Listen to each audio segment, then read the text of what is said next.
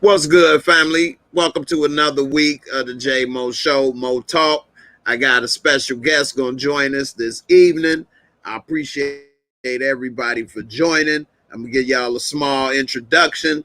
This man has done a lot in the business world. He's worked in radio.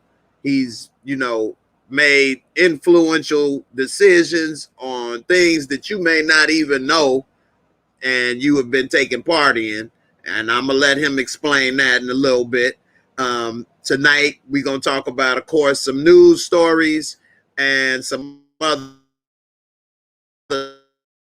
And at the end, I'm going to give you all a chance to come on up and give your questions and talk with him live if you like.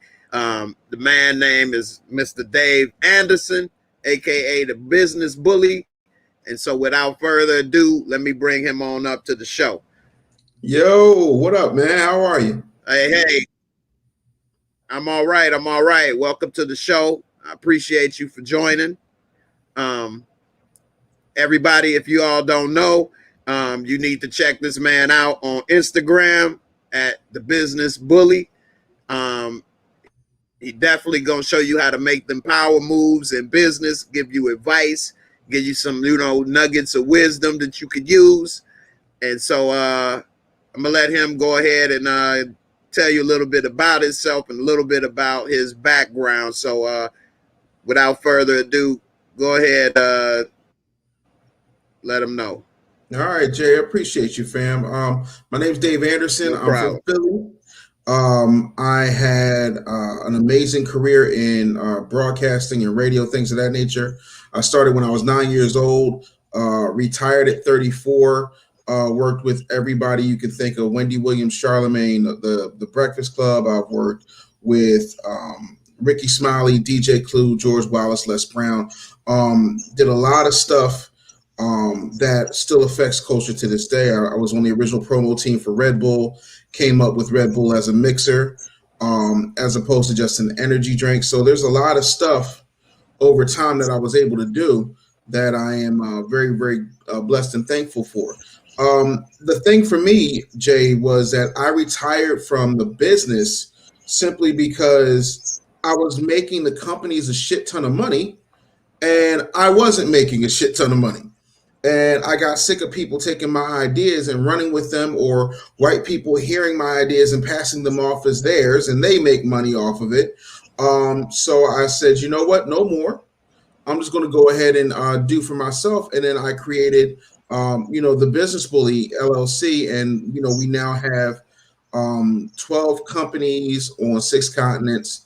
And we're growing, man. And we're really enjoying the growth. I have an amazing team, an amazing staff, and primarily what I love to do more than anything is help entrepreneurs, start, grow, and scale their businesses. So that's what we've been up to, man. That's what we've been doing. Last year, my clients did over 118 million in revenue. So, I'm just happy to be here, man. Happy to help folks out. And I'm just excited, bro, for real. Hey, man, that was dope, man. I appreciate it, man. And let's double back to the beginning for a second. You say you got into radio at 9 years old. Well, tell me a little bit about that. How did that happen? Long story short, I was really, really a smart kid, and I was bored because I went to school in the hood, and no one would skip me. I couldn't take the test, and so after a while, I just got bored, didn't do my homework. So my mom decided she was going to ground me. My brother had a job, so he went and got me a radio and a phone and snuck them into my room. So I turned to this radio station, and it was kids based. So I started listening, and then I called in and talked to Curly Neal from the Harlem Globetrotters, and I started interviewing him on the phone. And then, when I got off, he was on the radio. He was like, yo, y'all need to hire that kid. Listen, he's 9 years old, but that kid is talented.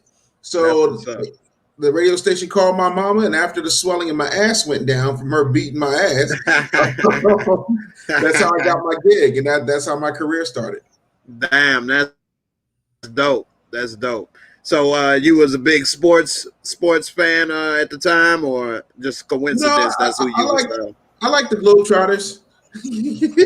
I was here Right, for the right. trip, and then they were, they were on Scooby Doo, and that was like my Okay, thing. right, Like, and I told my mom, like I said, one day, I'm going to be Scooby Doo, because if they made this in like the '60s and the '70s, Scooby Doo was going to die. So right, I figured that I could get that gig, right. And so my mom be like, Dave, what you doing? I'm like, oh, so so that was a big thrill, being able to talk to Curly Neal and just do that. I didn't really have radio on my brain. Ironically, though, when Casey Kasem died and they were looking for a new person to do like Shaggy and Scooby Doo, they found a radio guy. They found another radio guy. So I was right, but I didn't pursue it as hard as I should have. Right. But yeah, man, like I love the fact that I was able to live my dreams very, very early on in life. That's dope. That's dope. So how did you get into your first real radio gig? Like other than that, like when you was older. When or I was did older, you never stop? Yeah, I didn't stop. I went and did that radio gig, and then I did CBS Saturday Morning had a show called Candid Kids Club, and I hosted that. So that was seen Saturday morning all across the country. Went all over the country with that. Was doing all that kind of good stuff. Had a couple of auditions, did some things. Got really close to doing Wild and Crazy Kids, but they gave it to Omar Gooding. And then I said, Cuba okay, Gooding's brother, right? Yeah, Cuba Gooding's kid brother, yeah. And ironically, like if you put us next to each other, we kind of favor. The funny thing was for me, I went to college and wound up getting an internship at Radio One after like fighting really hard to get the internship. And the producer of the morning show just didn't want me to have an internship. I wound up getting one in promotions, ran into the morning show host, and still was like able to come in there and help them out. Fast forward a few months later, that producer was gone and I took his slot. So I was 21 years old, producing and starring on a morning show in a major market while still going to college. So, that was my first like real big, radio gig. So yeah. And for those who don't know, the producer's the one that decides how the show goes and what music is played and all of that, huh? Yeah, for the most part, yeah. And that was the thing. And so, I was so used to people talking about, oh, he's too young, he can't do it. I don't know what happened, Jim, to be honest with you. I woke up one day, I was too young. The next day I was an OG. I never got to the just right. Right. I was too young and I was too old. Right. Now let me ask you this. Do you find that that's something that happens to more black folks, that the goalposts get moved more and it's always you this or you not this, versus other people in the industry can make more money and they can come late or they perfect or just right, versus if you the one that may have the #1 rated show, but they always on your back? What do you think about that? Do you think that's something? I mean, there's always a racial overtone when it comes to the way that you're treated in the industry. I can only speak to my experience and the experiences I've shared with other friends in the industry, right? So this isn't the white man's out to get me thing. This is more of a, there's two different radios. There's two different radio experiences. There's the white ones and the black ones. When you are black, you got to be #1 and they still pay you peanuts. When you're white, you could be in 14th place and make $1 million a year, And, I had, when I was the first, like at what was Clear Channel before we renamed it iHeart, and by we, I mean me. You came up with that name iHeart for him. No, I did not. The name iHeart already existed because it was in an app. What I did, and a lot of times this is what people don't understand. You put something in the hands of somebody black, they're going to popularize it and make it something different. So what happened was they had this app that was just playing records and this, that, and the third. And I said, yo, why don't you do a thing like Music Choice, since we've got these iPads now? Like the iPad had just come out. So this is like 2010, 2009-ish. So it winds up happening is I said we could take like pictures of people, put up little bio facts, and then make suggestions based on if somebody likes this, then they'll probably like that. In other words, if you like Omarion, you might like Miguel, you might like Usher, so on and so forth. So the digital team created that algorithm, but it was my suggestion. And then we had all the major markets had a performance studio, which was called the iHeartRadio Performance Studio. And I said in a meeting, I said, when you think of Clear Channel, you think of billboards. You don't think of radio. Right. I said, you got this iHeart thing. Turn everything into iHeart like McDonald's does. You know how they have McFlurries and McNuggets? It's just iHeart Theater, iHeart this, iHeart Awards, iHeart. And it was like, oh, that's crazy. Next thing you know, everything became iHeart. But okay.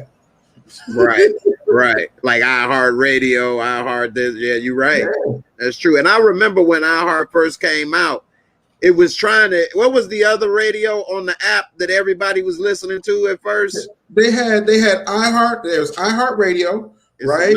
Yeah. There was iRadio Now. Right. You know, there were a bunch It was a competitor that everybody was listening to at first. I can't remember the name offhand. Yeah, the only other one I can think of there, and I know there's a couple, but you know, like the Beasleys own iRadio Now, and of course Clear Channel owned iHeart. So there was this battle for that, you know. And here's the gag. And see, a lot of people say that. One journey just made a point and said, protect your intellectual intelligence, meaning intellectual property. Exactly. Here's the gag, because this is the part they don't tell you. When you work for that type of company, any idea you come up with while you're employed for them becomes their idea. It's called a work for hire. And that's a clause that most people don't. Pandora. Somebody said Pandora is probably That's Pandora. what it is. That's what it is. Pandora is what it is. My girl, Tamika, she's great. She's a good family member of the channel. So, you know, yeah, Pandora is it. Yep. All right, Mickey. All right, yeah. Yeah, that's my girl. My ladies be holding me down, man. I got it, you know. Yeah, my fellas do too, but man, my girls, man, boy, they got me, man. So but go ahead and finish. So you were saying, so yeah, they basically already own your ideas and stuff. Yeah, without you even really realizing it. Yeah, you can't even really do a whole lot to protect them. And at the time, my whole thing is wherever I went, I was on a mission to make wherever I was better, until I realized that, you know, they're going to make it better, but you're not going to make the money, you know. And if I'm making this type of money for them, I should be making that type of money for myself. Right. You know, I was giving people suggestions. They're like, yo, I made 80,000. Thanks, bro. And I'm like, wow. Don't thank me. Cut me a piece of that. Right. Run me my bag. Right. Right. So in a future situation, would you have maybe wanted to be like an independent contractor, or is there no way around that? Nah, like for me, I've seen too much. And even back then, like whether I was an independent contractor or a full-time employee, you know, when you have that type of money and that type of muscle, they're just going to run with whatever they want to run with. And there's not much you can do about it.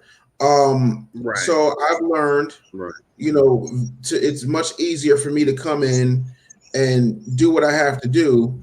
And then you pay me whatever I'm charging you to consult me, you know, 5 figures and up for that day or that week. And then I'm going to go about doing my business. That's what I teach my clients. It's what I believe in. I think it's the most important thing in the world, you know, and we're just suffering because we don't have enough of us teaching what needs to really be done. And so like, that's the mission that I'm on. Right. Yeah, that's a good point. And that's a good segue. So tell us a little bit about how you got into your own business and how you kind of mentor people and help them to make that next step. Yeah, I mean, the thing of it was for me, I found out real quick that there's not a lot you can do if your entire life has been media, right? You can hope for another gig, but the competition is fierce. And if they're going to choose between a white boy and you, and it's not hip hop, they're always going to choose the white boy, right? Then I tried to do other jobs that I was more than qualified for. and they'd say, "Oh, you're overqualified," or, "Well, we know you're just going to do this until radio comes calling again." And I'm like, "No, I'm done with radio." "Yeah, right, buddy. Why would you want to be done with that?" "Okay, no." Or what'll wind up happening is I get to a gig, I come up with some type of dope ass idea, and then all of a sudden somebody would say, "Oh, he's going to try and steal my job." If I could take your job, it wasn't yours for Right. the minute. Maybe Exactly. And that's what overqualified is basically trying to say, right? Yep, they're afraid that you're gonna come in and take their job. And I've worked at Right. companies Right. where I should have gotten a shit ton of money, but they didn't want to come off that bread. Like, they have a problem with it. So I said, you know what?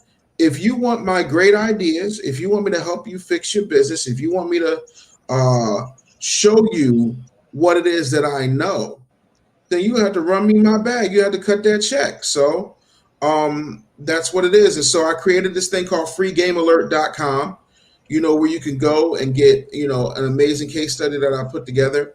And you can get on the calendar with me and my team, and we'll walk you through the situation. And no, it's not cheap, but, we make millionaires. Thanks for coming. Like, that's just what it is, right? Right. I don't like. And let me ask you something real quick about that. Mm-hmm. Do you think we got a problem with paying ourselves to get knowledge versus going to pay some university or paying somebody else a whole lot of money thinking that we gonna get knowledge from them, as if it's a stigma attached with paying somebody to look like ourselves? Oh, I know for a fact there's a problem. Simply because I get things that I've never heard anybody say before. Well, yeah, like, why should I pay you all of this money? And I'm like, you should pay me all this money because I don't punch a clock. I wear $500 shirts. I've got a Patek Philippe collection. Like, I'm doing the things that you say that you really want to do. I know how to fix your situation, but you will run your ass right up to a college with no guarantee of gainful employment, put yourself in debt for the next 20 to 40 years of your life for a piece of paper that does not have any guarantees on it whatsoever. But you see, black people, you want their blood, you want their resume, you want their background, you want absolutely everything you can get from that black person so that you can feel comfortable. And, oh Lord, it don't work. Lord, it don't work. I woke up today and I was not rich yet. And I'm like, okay. And I need to break this down because I don't mean to be rude for people who don't understand me. I'm just very straightforward. If you were to buy a gym membership, the equipment is there. The personal trainers are there. They've got towels. Shit, some of them come with Tootsie Rolls and energy drinks. And yet still, if you don't show up, your ass gonna be fat. That's true. So you can't go and say, "Oh, the gym don't work." No, you didn't work at the gym. You showing up to the gym in yoga pants and high heels and a full face of makeup, talking about, "Oh Lord, this ain't working. I was gonna have to go get me a waist trainer." Right. Or they think it's gonna be easy, like just buying the membership is all you need to do, and the hard work ain't required. Like, you gonna have to put in some hard work. It ain't easy. Right. You're gonna be tired. Like, a lot of people don't realize, a lot of the, big entrepreneurs out there, the Elon Musk of the world, like, they slept in their office for like the first 5 years. They put in them hours. They didn't like go to work and call themselves the business owner and left in 5 hours and came late. No, they worked their ass off. You got to put in that work. Everybody want to be rich, but don't want to do what it takes to be rich. Because nobody wants to do the unsexy shit. Right. Everybody want to take their little selfies and, oh, look at me, I'm so pretty. They want to show everybody everything. They want to floss. They want to go on vacation, but they don't want to invest in themselves, and they don't want to put out the effort. They want everybody to do everything for them, and that's not how any of this works, like, at all. you know, Right. and you can put yourself in a position to win if you're willing to put in the work, and that's all it really takes. But I will tell you, the one thing that shocked me is that we think that there's a level, right? We think that like once you get to a certain level, like that's it. And I'm here to tell you, like, people like, man, you did really good. And I'm like, yeah, I did, but you know, Gary V's at 500 million. Right. I gotta Right. catch him. So let's say I catch Gary, right? So now I'm at 500 million. Well, shit, Tony Robbins is at 750 million. So now I gotta go catch Tony, right? Right. Right. So then after I catch Tony, then I gotta sit up here and try and catch Buffett. Right. Right. Yeah, the grind never stops. People It get never stops. yeah, too many people get satisfied and then give up or quit. And you can't do that. You got to keep on grinding, put in that work. Right. And then the thing of it is, right, like I'm so focused on what I have to do. I don't care if you like it or not. I don't care if you agree with it or not. At the end of the day, when God gave me my mission, it wasn't no conference call. Right. You Right. understand what I'm saying? So like I'm here for people who want to win. If you don't want to win, cool, that's fine. If you feel like everybody can't be an entrepreneur, cool, that's fine. Go ahead and work for Massa. You will knock yourself out. I'm not going to do it. Right. Right. Exactly. You watched The Breakfast Club. I appreciate that. Yeah, definitely, man. I got a good, well-informed informed audience, man. And even for those who didn't know and wasn't familiar, I posted on YouTube on my community page that I had you coming, and I put the link to that video as well. Yeah, so I want to make sure, everybody could check it out. It was like only a 20-30 minute video clip of your time there. You was there longer, but it was some, good real talk, which, and we appreciate, you know what I mean? Absolutely. And also, I just want to reiterate for those out there watching, because I do got a mixed audience as well, younger, older, black, white, and all kind of stuff. Anybody that has power over your future is your master. You know what I mean? It don't matter if they're black, white, or whatever. So yeah, I always like to sometimes clear it up, because sometimes, everybody we all know is not familiar with how black folks speak with each other. So, I understand, you understood, and a lot of other people, but just to be clear, it's not nothing about that. Nobody is here trying to say it is a proverbial man or, this or that. Although it is a system in place and a way of thinking, but you can't break through that.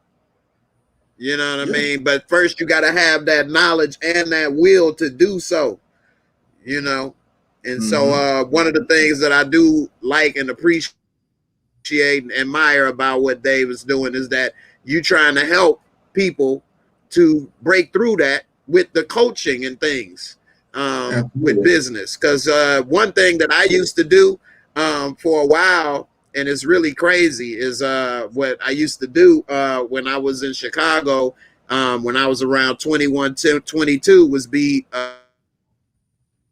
merchant account executive, which is when I would go to work, I would call business owners, because every day, or rather every month, it's thousands of people that start a business in the United States.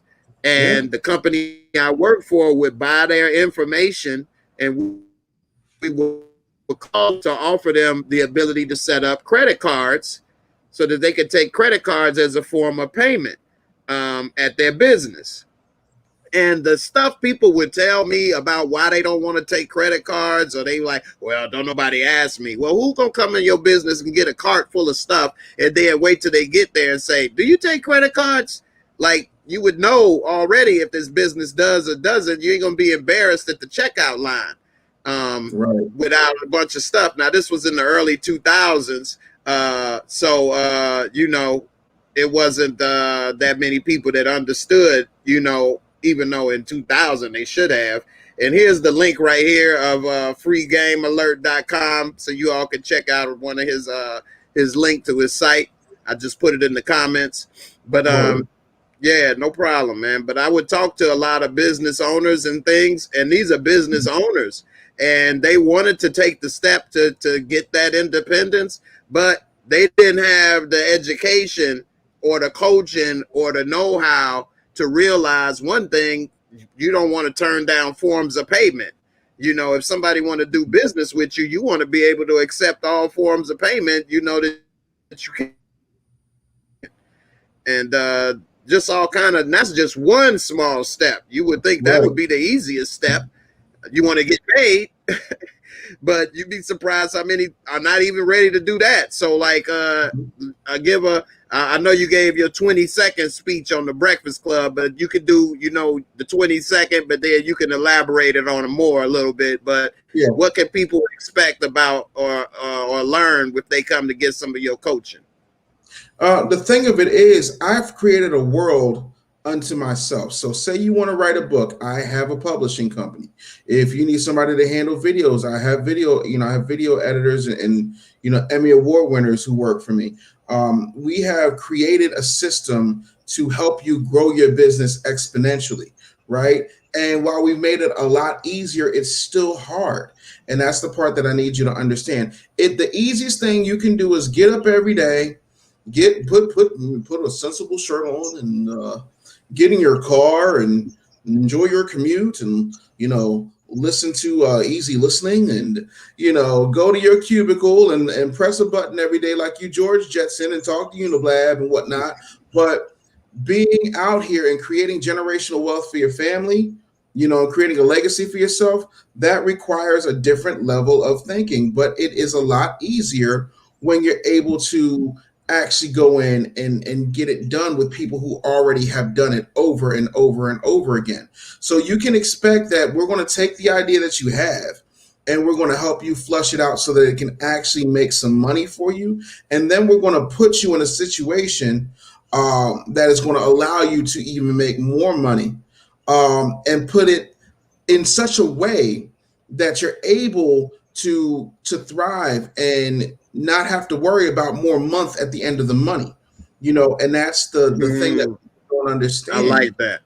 Like this is about a marathon type of situation. Shout out to Nip. It's more of trying to get the mindset right. So we deal with your mindset. I've got people to handle mindset. We deal with your systems. We help you create the type of structure that you're going to need. And most businesses, the thing that kills me is there are people who are making great money. I know people who are doing $10,000 to $30,000 a month, and they don't think that they need anything because they're addicted to tradition, and they don't have an email list, and they don't know a funnel from a hole in their ass. They don't believe that, no, I'm not going to get on the TikTok. The TikTok is, no, that's for the little kids. We's not going to do no TikTok around here. Listen. That's your future customers. I don't care how my customers want to have this information. I know somebody wants to work with Dave. They just don't know me yet. So if I got a TikTok with them, now I'm not going to be doing the dumb stuff that they do on TikTok. Right. You're not going to be out here giving people my information for free. This is my age. This is my son. This is what I love. Right. This is what I like. Right. No, dummy. You're giving them your demographic information so they can use it against you. They making money off of your ass. Ding ding. Right. Like I stream right now. I don't know if you know, but we're streaming right now on 4 platforms. We on Facebook, YouTube, Twitter, and Twitch right now, all at the same time. Hey, listen, you gotta do it like you say, man. When you telling the truth, man.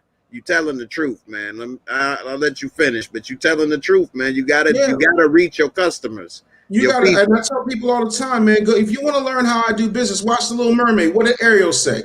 I want to be where the people are.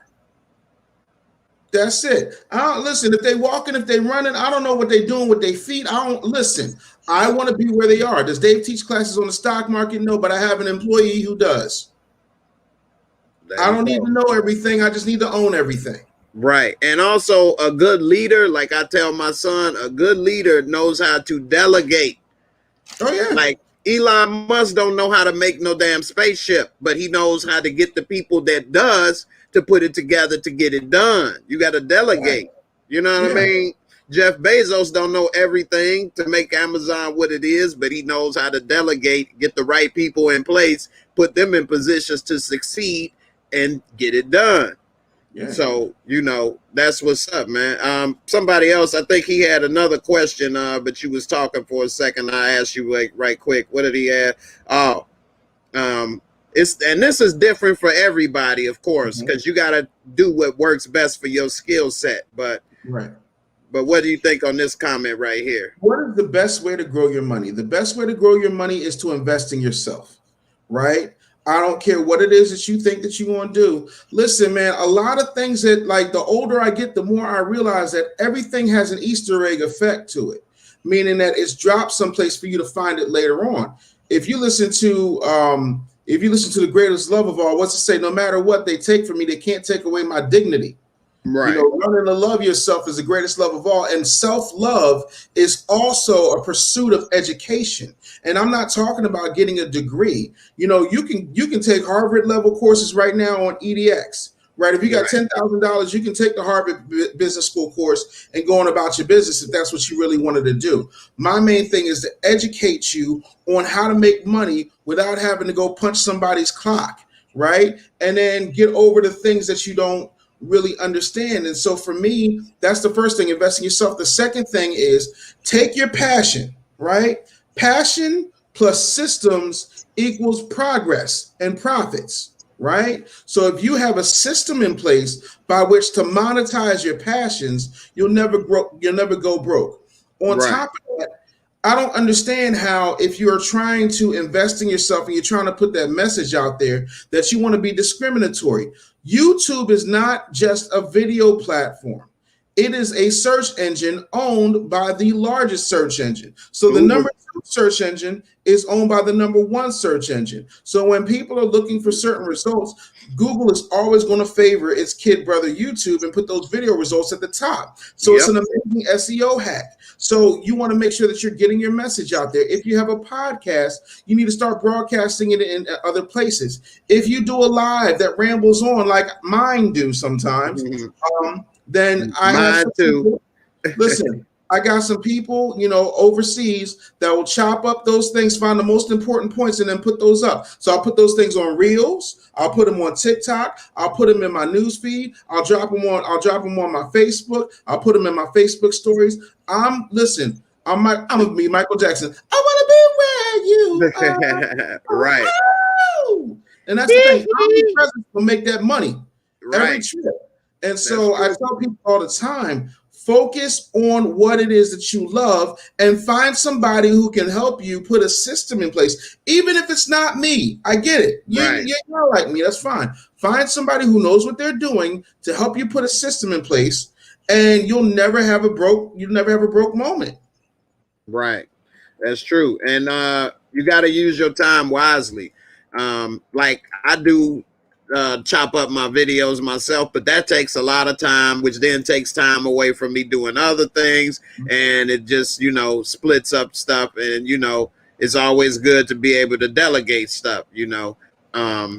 But, you know, we got to be able to, you know where to get people, and then also it's got to be affordable. Like now I'm working with somebody that does the SEO for me, and, you know, helps with that, and that's helping to grow my channel as well. But then, you know, I'm trying not to overspend more than I'm bringing in at the time, so I basically reinvest what I bring in. And you know, like most businesses, people don't realize you don't make a profit your first 4 to 7 years a lot of times, you know, because you got to grow the business, you got to reinvest the business, and like you say, I'm reinvesting in myself. So all the time, all the video, all the energy, all the stuff that I do, whether I was buying equipment, learning how to use software, learning how to do what we're doing now with this streaming and all of this, I wasn't putting in money and punching the clock for somebody else. I'm putting it in to me. you know. And so you got to be willing. If you're willing to put in 8 to 12 hours for somebody else, you got to be willing to put in at least half as much time in yourself, if not more, you know. Right. And like you say, do what's worked best for you, you know. So like if you're a person that do nails or hair or whatever the case, then don't try to start, you know, doing something different. Find a way to monetize and make the most out of that. If you dope at what you do, well, film it. You know, right. That's the wave of the future. Because like I was telling people think immigration is what's going to change. No, robots and automation is going to put so many people out of business. So many people, you know, and trying to find a job and work until you retire for 20, 30 years, that ain't going to happen. That's what you think. What do you think about people that's trying to do that?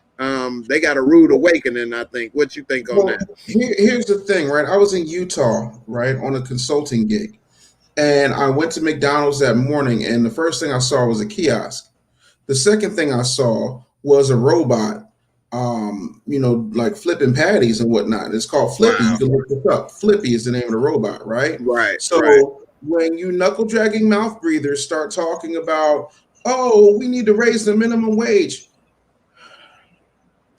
that's never going to get you where you need to be. Nope. Because number one, the owners of the world, right, are going to innovate at 10 times the level that you make your money on. So yeah, we'll give one worker $15 an hour, fire the other 4, put Flippy in place, have that one worker man the drive-through, make sure you don't malfunction and try and take over the world. Oh, and yeah, by the way, that other worker don't even have time to be on the register because we got 2 brand new kiosks. And if something happens, we're not calling another worker in. We're going to call our designated IT person who's going to come in and flip and handle the kiosks, right? Yeah. You need to stop trying to beg this government to give you a higher wage and start begging yourself to develop some high income skills. But y'all ain't ready for that conversation yet because y'all think that, oh Lord, Master Joe's gonna save me.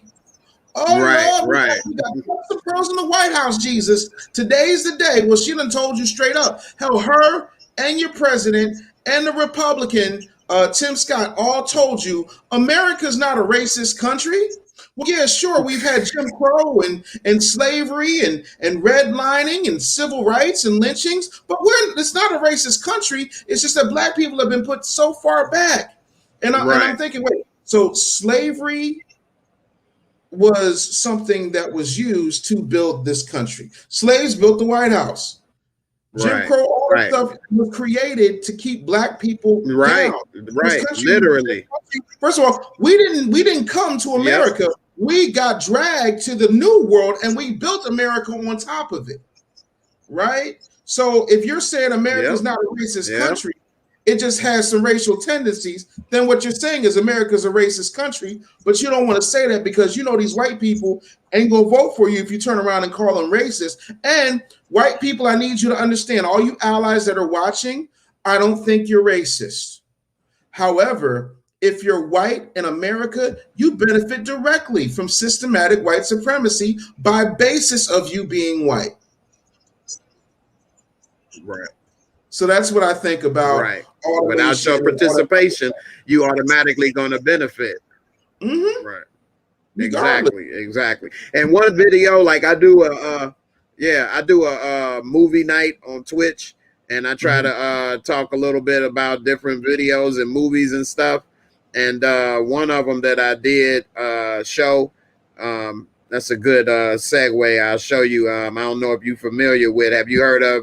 It's on HBO called "Exterminate All the Brutes." Have you seen this? No, I haven't.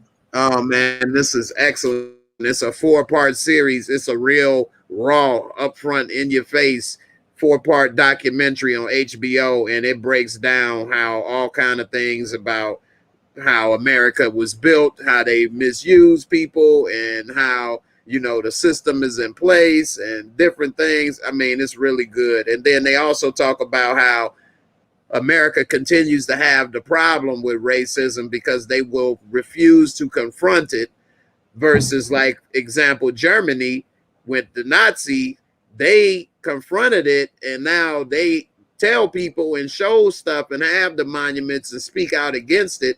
Whereas in America, you got people like Tim Scott and others that try to whitewash and say it didn't happen or it doesn't exist. And you got a group of people still suffering. Whereas the Jews, they had their reparations and different things. Like, I know it probably won't happen, but what do you think about reparations for blacks in America? Like, are you familiar with ADOS? Have you heard of ADOS? I have. Okay, so I know that like people like Antonio Moore and others say that free college education is not good, and I kind of agree, but I kind of think it should be the equivalent of 40 acres and a mule as far as money, and maybe a free college education. But if you get a free college education, which isn't for everyone, then you're going to need more than a college education to get certain things done. So all they'll do is probably move the goalpost, the powers that be. But what do you think about that as well? And before you say some sweet serenity, I am going to do live call-ins. I just want to give my brother Dave here a little chance to speak and stuff. We're going to talk about a couple news stories, and then I'm going to do the call-ins and let people come in. I'm going to let you come on in too, girl. So don't wait. Don't worry. I got you. All right. So to answer your question, Jay, first, I feel like Black people need to be repaired. I feel like we do this very simply. The first thing is give us an area where we can govern ourselves. Mormons got Utah. Like, give us, I don't want Wisconsin. Right. Give us California. That'll never happen, but that would be. I know, but I'm just saying, like, right, give us California, give us North and South Carolina. Maybe South Dakota they might, but there is not that many people there, or Wyoming. I know we wouldn't want to live there, but if we did, we would make it dope. Yeah, any place we go, we're gonna make it pop. Like that's just true. What Black people do.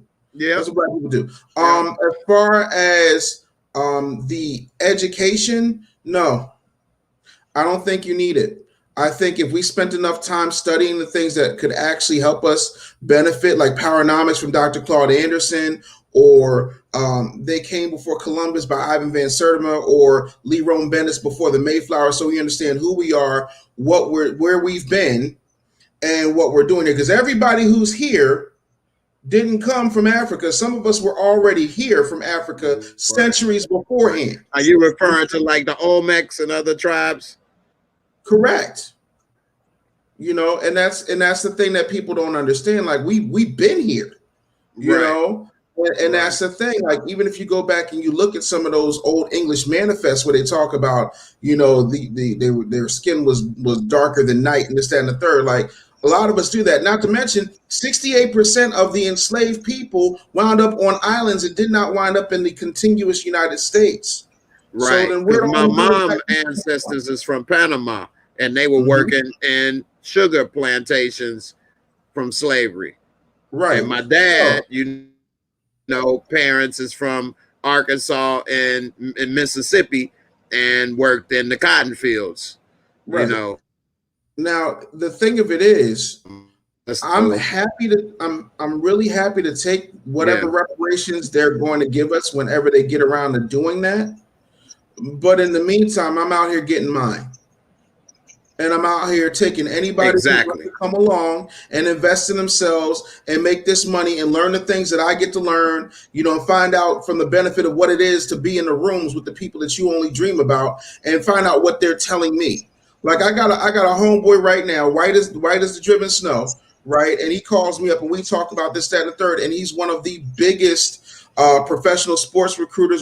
He's like a 5-time New York Times best-selling author. I'm not going to say his name, but he's a huge proponent of passing on that information. So whatever he gives me, I then turn around and I give it to my clients, because it's important. And the other part of that is, how you going to get the freedom? Like, everybody wants a revolution, but they leave out the fact that the reason that the United States won the Revolutionary War was because they were rich and they were able to give those farmers cannons and muskets and give those drummers drums and sticks and have flags and every damn thing else. in order to win the war against the greatest fighting force that had ever come along since the Roman Empire. Like, Right. So I'm not saying don't get reparations and we don't need reparations. By all means, give it to me, but I don't want your stinking education because I can educate my own. I come from educators. You know what I'm saying? Like, what I Right. need is you give me the money, and before one of y'all sits up here and says, well, everybody doesn't know what to do with the money. Oh, no. I do, and I got a lot of people who do too. So if y'all can't figure that out, we got classes for you to tell you what you can do with your reparation check, but don't let that be the reason why you come between me and me getting what I deserve from an ancestral perspective. But I'm not waiting on the government to solve my problems. You know, and Right. you know what else we have to fight for? You know what else we have to fight for? We have to fight for getting in a car, right? Since we like to normalize things around here, we need to fight for getting in a car and not having a mild heart attack every time red and blue lights pull us over. We need to start normalizing doing and doing for ourselves as much as we celebrate. Oh, look, I's got a good job that your mama can brag about. Newsflash, your mom will die. Right. She'll probably die 40 years before you do. So you going to live after your mama die, or you going to live for you now? Right? Like, we've got to start fighting the real fights and understand that I don't want to hear nothing about fighting nothing if you're not lobbying. And most black people don't lobby. They just go to the point and think that's going to switch anything. Me getting a new master isn't going to make a difference. Me running and going to a city council person who I know is going to back my agenda because I cut him a check to back my agenda is a lot more powerful than me going to a poll and voting for a president. Right. That's true. Just like you see how Biden made all these different laws for people in the first 100 days, but we still don't have an anti-lynching bill and other things yet. I blame black. I don't blame Joe Biden. Right. Joe Biden has done for the past 50 years what black people have laid down and allowed him to do. Joe Biden wrote that crime bill and put it on black people. He created the term welfare queens. Joe Biden sat up here and said, I don't want my son going to school in a racial jungle talking about busing. Joe Biden has done exactly what he's ever wanted to do, which is absolutely nothing tangible for black people. And black people have allowed it because all you do is sing songs, hashtags, and march. You do never ask black people to get together to say, listen, Mr. Politician, if we do this for you, you are going to have to do this for us. And Joe Biden, right after election, I said, oh, I want to thank black people. I want to thank black people for voting me in. I want to thank black women for voting for me. Mm-hmm. And then he hasn't done a damn thing for black people or black women, but he has done everything for the LGBTQIA. He has done things for Native Americans. He has never, and keep in mind, Tamir Rice, Sandra Bland, Mike Brown, Trayvon Martin, all of those things happened under the Obama Biden White House, and they never once hung the flag at half staff. A few Asians get killed tragically, no doubt, by a guy who's addicted to happy endings. Because, you know, whenever a white man goes on a killing spree, it's a mental health condition, and they flying the flags at half mast. Kamala done got off her pearls and chucks, and she put on some sensible kitten heels, and she got herself on Air Force 1 and 2 and got down to ANTAGA real quick for Asian people. But she told you to your face, I'm not going to do anything specifically for black people. No. And because you love the symbolism, you voted her in without any guarantee of anything because you don't hold their feet to the fire and you don't write any checks. I blame black people for this Biden-Harris mess we have. Right. I mean, it is a mess. It just started, but we didn't have it. The whole political system is kind of messed up. That's why it would be great for us to go to a place. Somebody said, give us Georgia, which we could. We got a majority, but they talk people into not voting and not participating. To keep it that way. But if we did have Georgia, then we would have, you know, senators, congressmen, you know, we could actually, you know, get some political power. But do you think we could ever get people together in one state to get some political power, and be able to hold politicians' feet to the fire for what we gave. Like Biden went on the Breakfast Club talking about, if you don't vote for me, you ain't black. Here's the thing. Black people have allowed this. You can slice it any way you want to. You ain't even got to agree with me.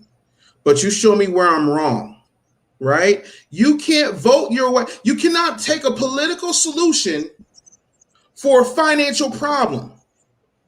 That's not how that works.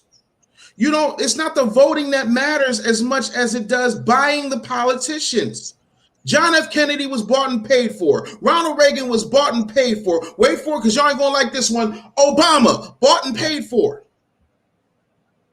Yeah. While y'all was running around here talking about, oh, he can't be the president for black people. He sure enough was the president for Hispanic people. He was the president for LGBTQIA people. He was the president whenever it mattered to whomever gave him a check as to what he needed them to do. But with us, oh, we just got hope and change and symbolism and posters. Mm-hmm. Let me ask you this thing right quick too. WWE.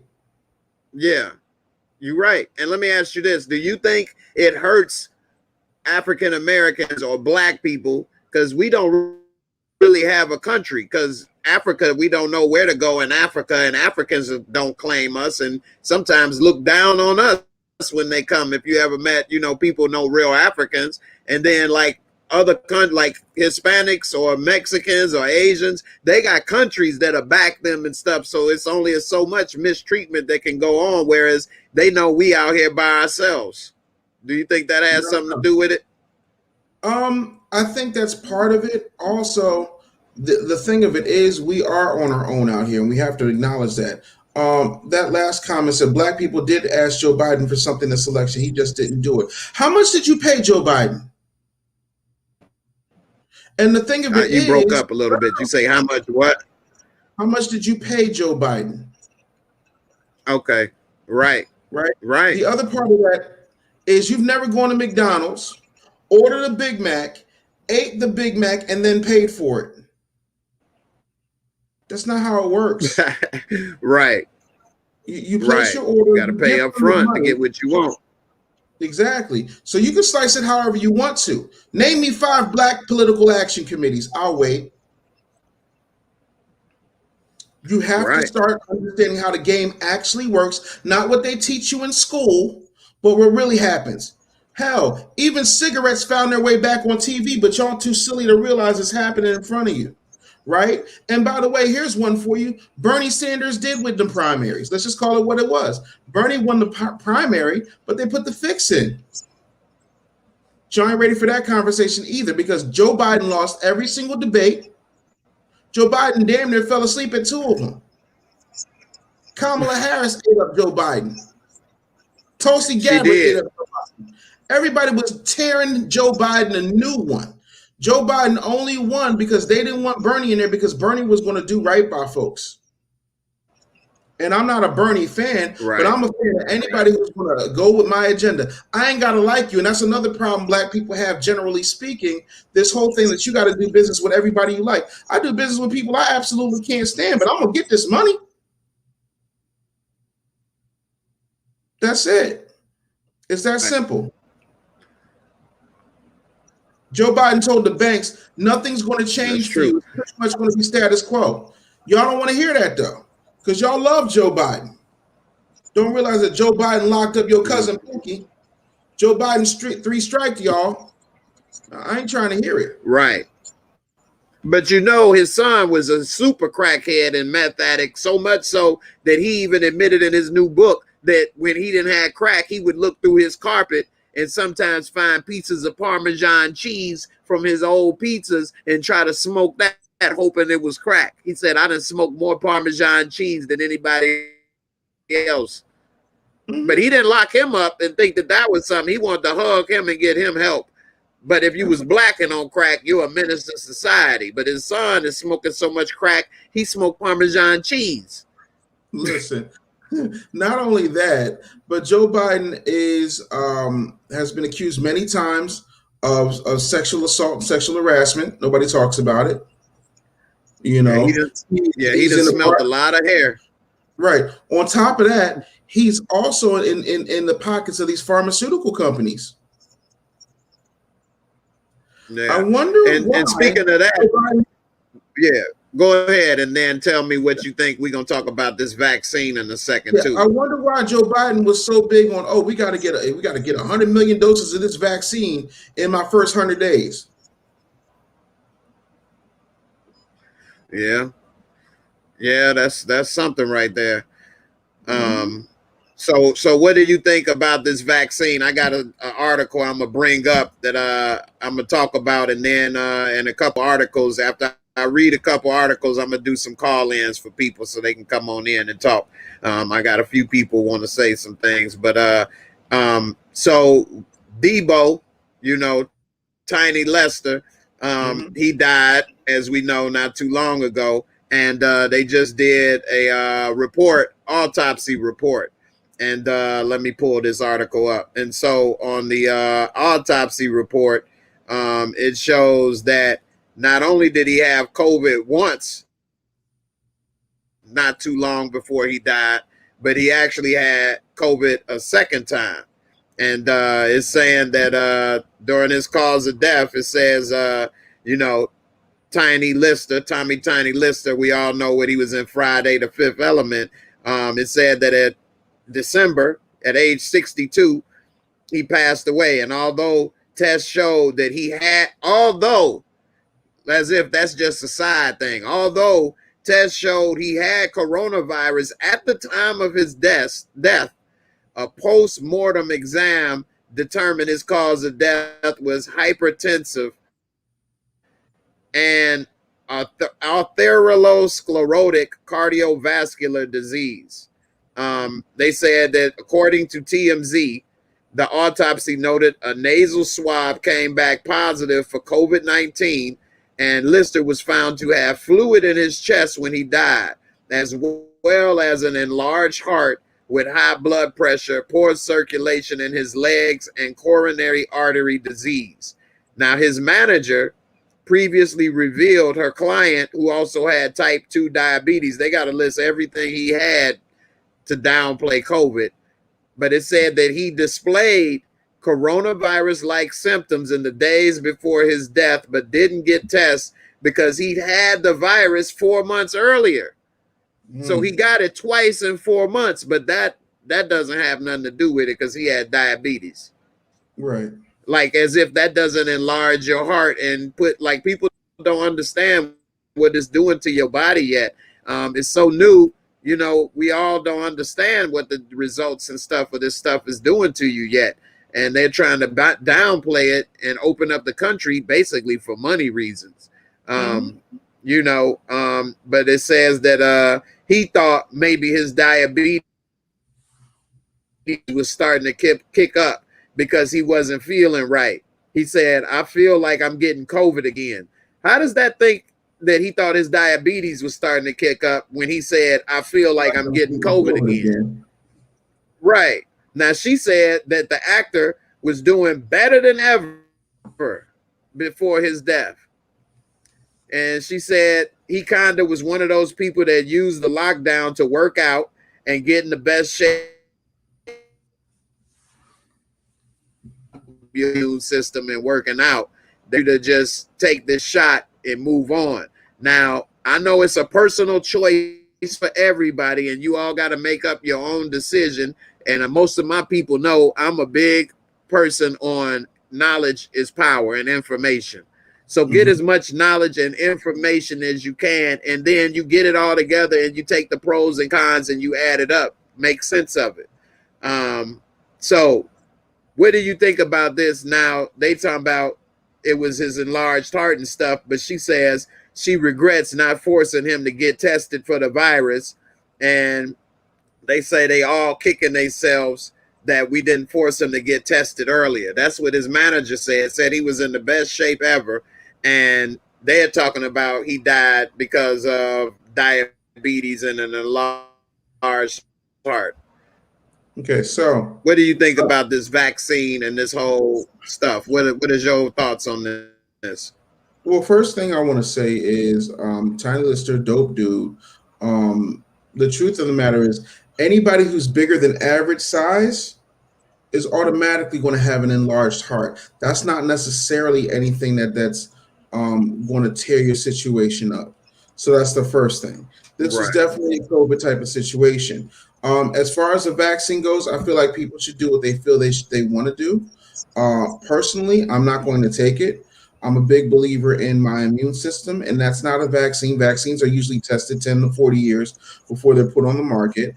On top of that, this is an mRNA, right? So it's more of a protocol than anything. On top of that, it doesn't necessarily guarantee that you're not going to catch COVID again. It also isn't going to guarantee that you're not necessarily going to die from COVID if you get that shot. So because of that, it sounds to me like this is experimental, sort of like when you come out with a version of Windows and it still has viruses on it, even though it promises that it has antiviral software on it. I don't particularly trust it. I'm a big believer in the immune system is supposed to do what it's supposed to do for the body.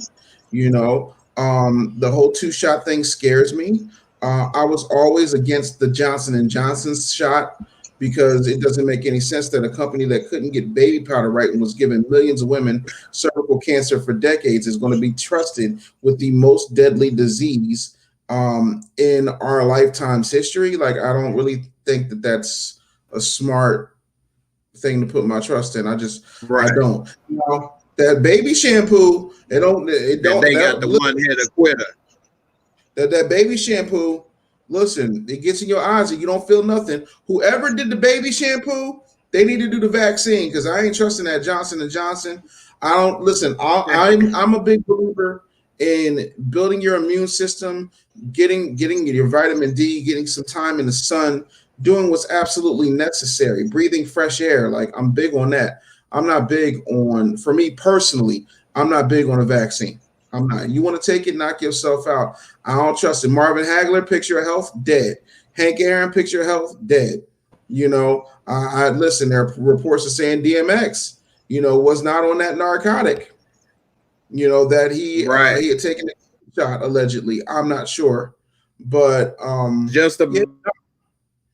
don't really trust it. That's just my personal opinion. Yeah, and it's funny you said DMX. I was just queuing up that article. It says that Irv Gotti claims that a drug overdose and was diagnosed with coronavirus.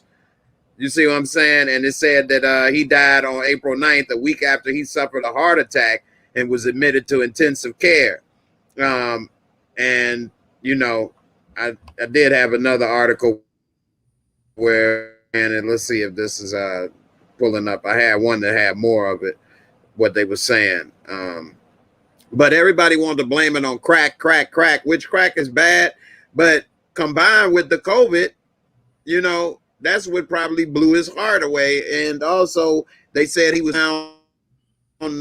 not breathing, and we know that it affects your respiratory system more.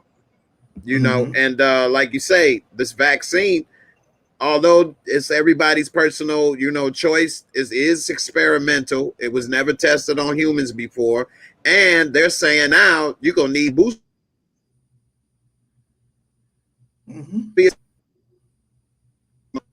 You don't never get polio again. When you get the MMR, measles, mumps, rubella, how many people are getting measles and the mumps and rubella? Those vaccines work. You won't get it. That's why I was talking with my son about, this stuff is like a flu shot. They should call it the COVID shot, because you can still get the flu when you get the flu shot. It's not protecting you from everything. They say if you get COVID after getting this vaccine, that the symptoms won't be as bad. But it is some people that have died after getting it. I think this is more of a peace of mind for a lot of people. They feel better. They feel more protected because they got this shot.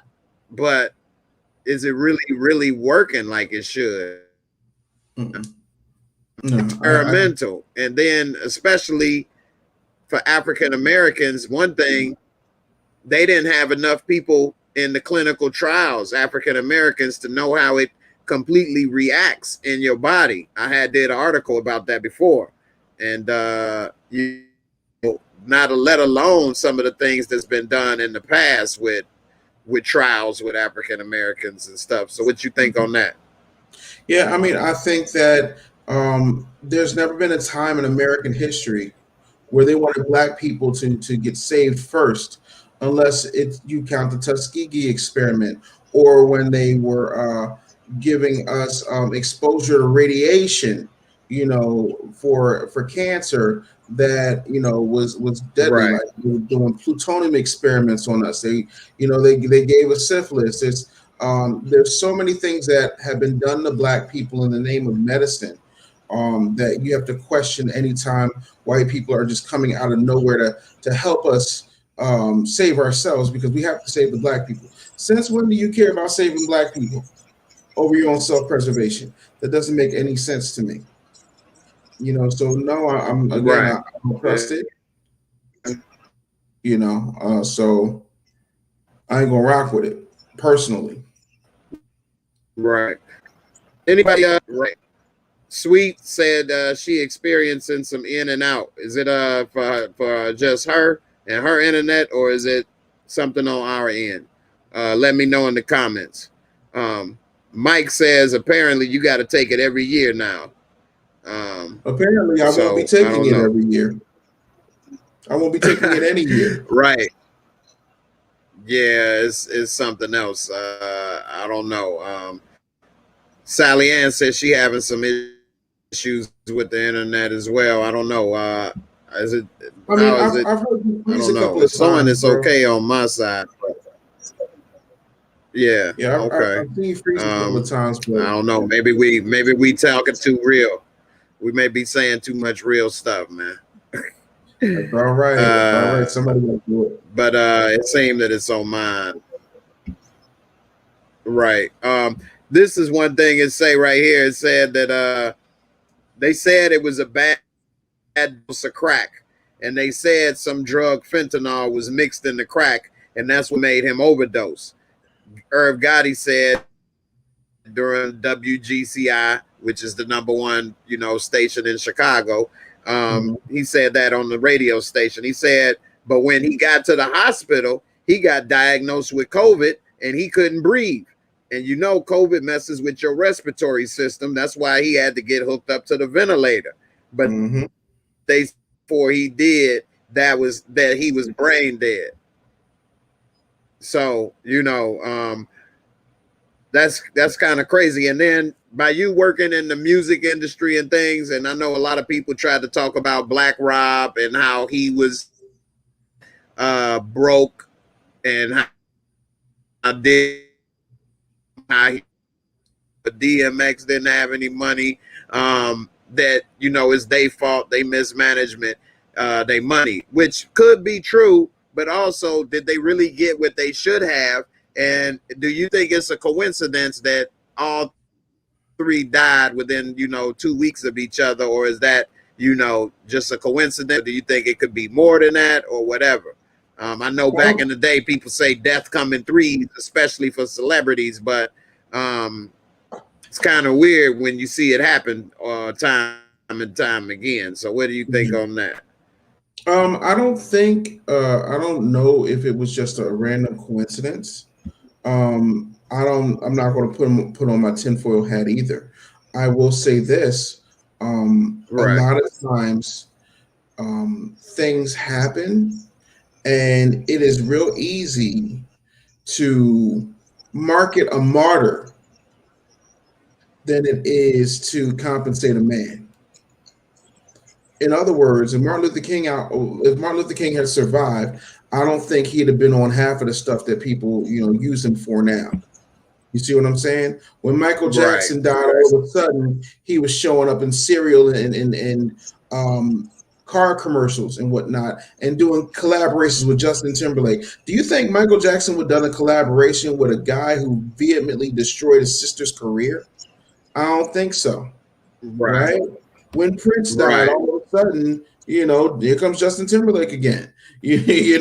Like it's there's certain things that happen, and when you don't control the masters, you know, when you don't control your publishing, somebody's going to profit. And my whole thing with anything, Right. regardless of whatever you believe, and I'm not here to espouse any conspiracy theories, but I will say somebody's going to make a lot of money off of them catalogs. That's all. Oh yeah. Oh And you got yeah. so many people out And here. Prince was big on owning the masters. DMX even talked about that. Yep. Yeah. So here's the thing. DJ Quick just put up a check. I don't know if people know this or not, but Hasbro, the company that owns G.I. Joe, also owns Death Row, right? And they sent DJ Quick a check for, I think, like $150, right? And then DJ Quick was like, yo, I need y'all to give me my props that I actually did. You know, and he started breaking down like all the records he you know, had you know, produced and ghostwritten and things of that nature for. And it's like even industry veterans are just getting jacked, you know, for their money. And I think I was gonna bring that up a little later too. I think that they should be putting in a situation where there's a union, where there's protections, you know, so that this type of stuff doesn't happen. Exactly. But again, if we own the means of production and distribution, we wouldn't even need them. I think signing a record deal is a different form of slavery in the first place, especially when ain't nobody printing up CDs no more. Like, if anything, you should be out here by yourself doing what you need to do, because all a record deal is a high-end predatory payday loan. That's why you got so many people going from advance to advance, fronting you the money to promote yourself. Right. While they take 92% of the profits and you get 8%, but every expense comes out your 8%. Right. Right. Yeah. All right. Let me, Sweet Serenity, hang on a second. I'm about to bring you up before you go. I know you got a lot going on, and I'm about to send you the link, so just hold on. And while I'm sending you the link, I'm gonna play this video, and you tell me about what you think about this right here. All right. Listen to this right here. This is just absurd, and this is just power. And wow, some people whitewash history on purpose, and this whole comment and video is just blows my mind. Listen to this. Let me know if you can hear it. Can you hear it?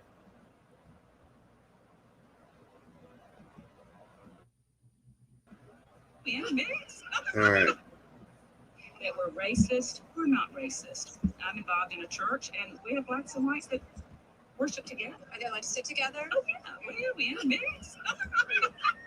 Just checking. We have a black member of our church, and she wants to be known to the congregation as Big Mama. Oh, Big Mama's wonderful. Everybody knows Big Mama. We have two minorities right there on the police force. There's two women, one's a black one, but that says a lot for what Tallahassee represents. Yeah, it seems like a very progressive city. It gets worse. What are you doing here? We're reenactors. Perry and I both. Soldiers in the Civil War. Yes, ma'am. Can you tell us a little bit about what the war was about? States' rights. The North and the South was dividing too much power.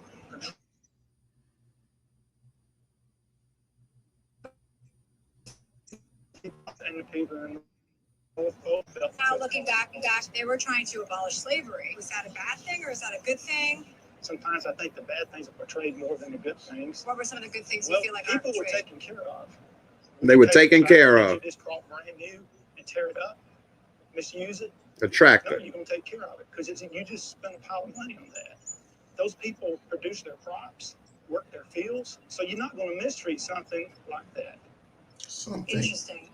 What do you think Hollywood Right. has gotten wrong? The way the South is depicted regarding slavery. I would think one would be the beating of people. There may have been one that would do that to their slave just because they're a mean, bad person, but the majority of them would not do that. Would not They beat were their part of slaves. the family. They were like Big Mama, you know, we just love it. They were just all a big family. They were like How do you Big know that to Mama. be true? Because I have family heritage and I've been told the story since I was a little girl from people whose grandparents lived it. They were Ooh.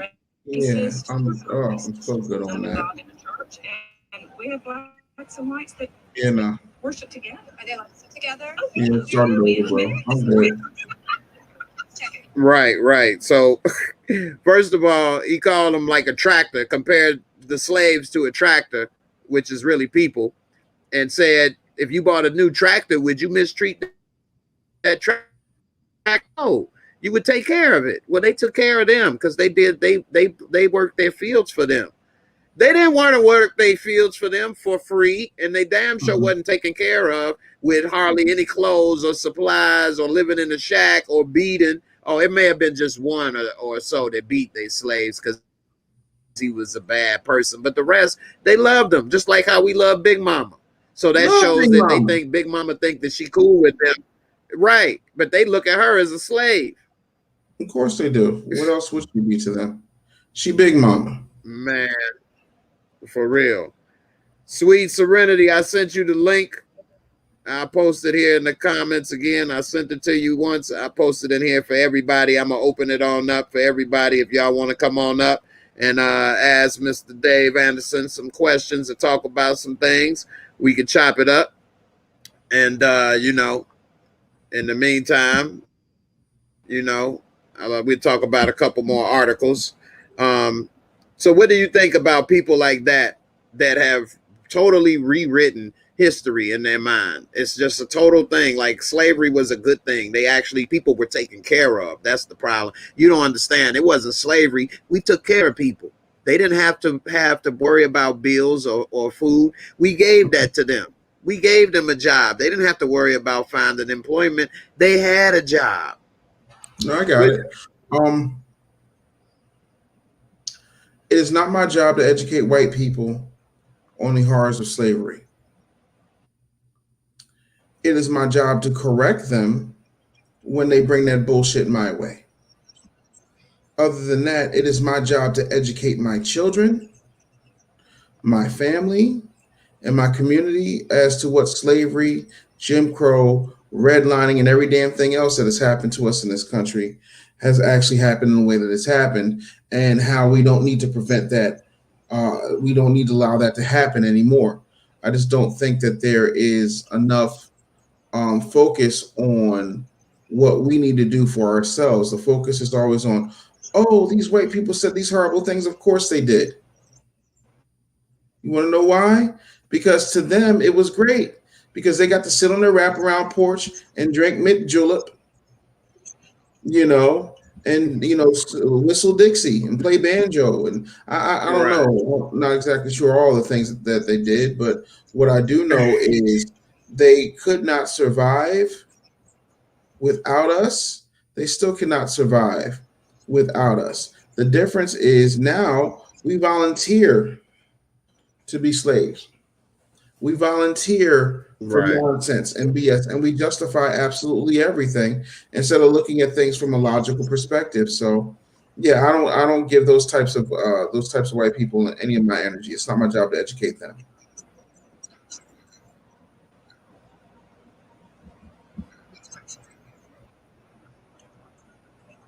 Right. I agree. Definitely got to correct that type of stuff, because then they'll go around and thinking whatever they think, and they think that they right. If I was Big Mama, you ain't. But in the back of your mind, you looking at me as like your house Negro. You know, and the bad part is she probably don't even know or realize that they looking at her that way and feeling that way. Because they probably hiding it behind a smile, which is, really unfortunate. It's really messed up, man. But,